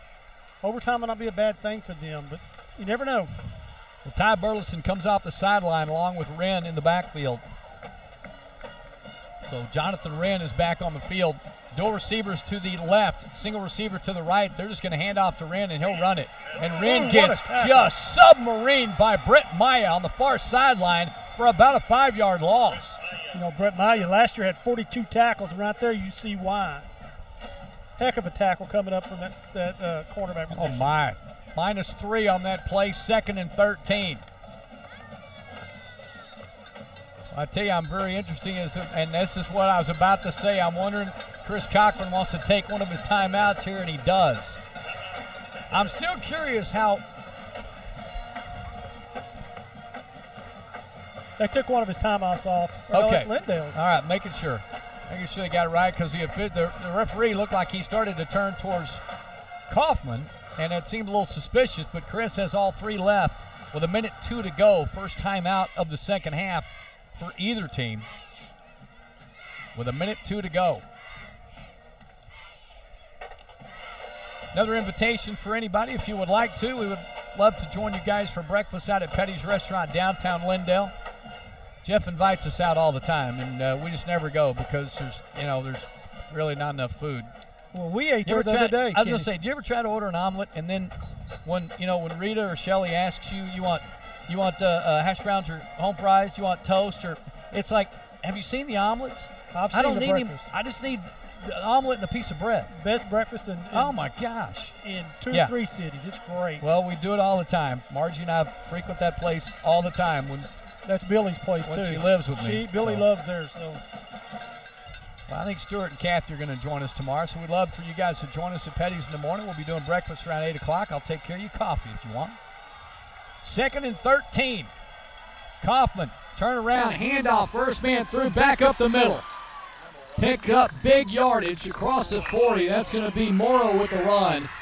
And Morrow will pick up about 9, and Chris Cochran will use his second timeout. Yeah, Betts and Wyman came up to make the tackle. But again, it's too late. They need to make it more up on the line of scrimmage. Too much yardage gained, and especially in this situation. Well, putting a helmet on that ball, boy, would obviously be marquee for. I'll guarantee you in the huddle right there, they're saying strip the ball, strip the ball. Well, Lindale goes to their sideline. Jeremy Burleson huddles his guys up on the field. The stands have remained packed along with the fence line. And thank goodness that Kaufman and Homer Norval Field does not have a problem with fans and kids resting on the fence line. It is full over there to watch the game, yes, because the fence line is packed. It's obviously no surprise for anybody that's been following Lindale Eagle football over the years. It's that this is one of the greatest Texas high school football and has been for a long time.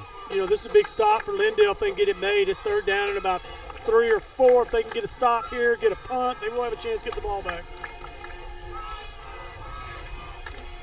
Kaufman taking their time. 3rd and 4 at the 42-yard line of Kaufman. They set up with dual single setbacks. Now put a man in motion, faking the handoff. Burleson turns around to throws. It's complete at the 47. Breaking it upfield to the 40, to the 35, and to the 32-yard line. So first down for Kaufman, and well within field goal range for Gallegos, who we already saw tried to attempt a 49-yarder.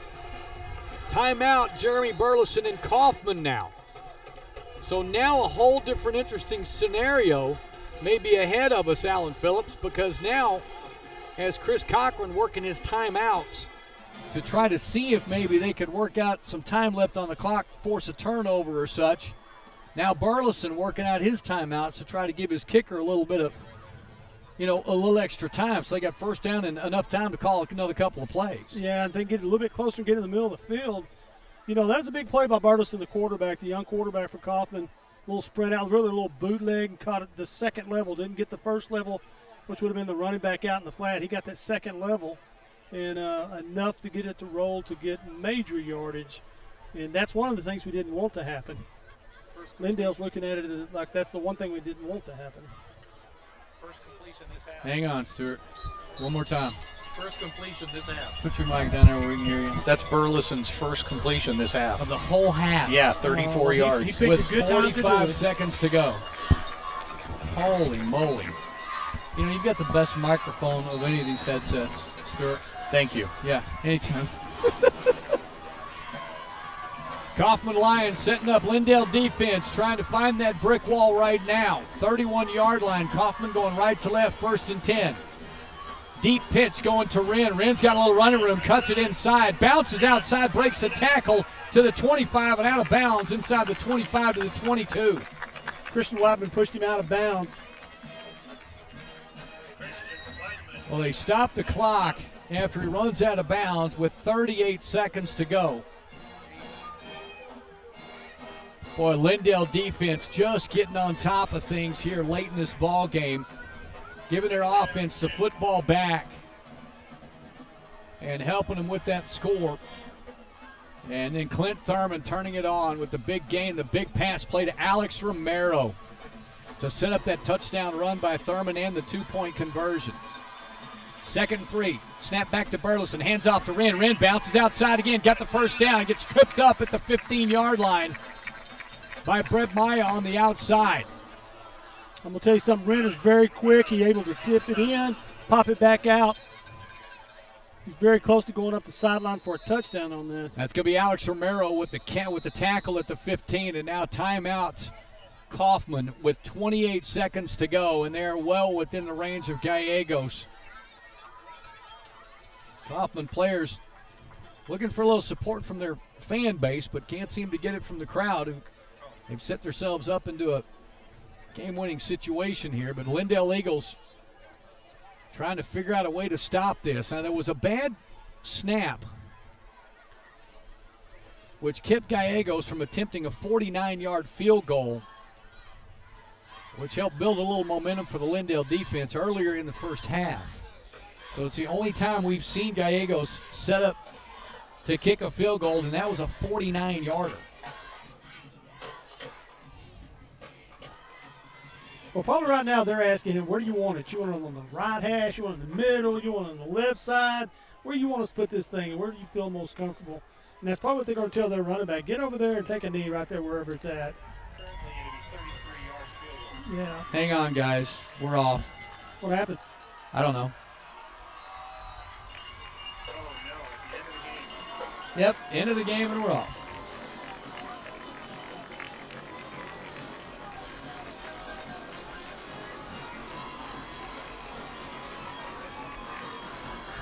Just keep your eye on what's going on, man.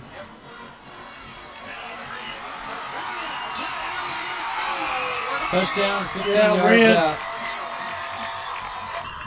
15 yards out. 21 to go. Yeah, Wren did it.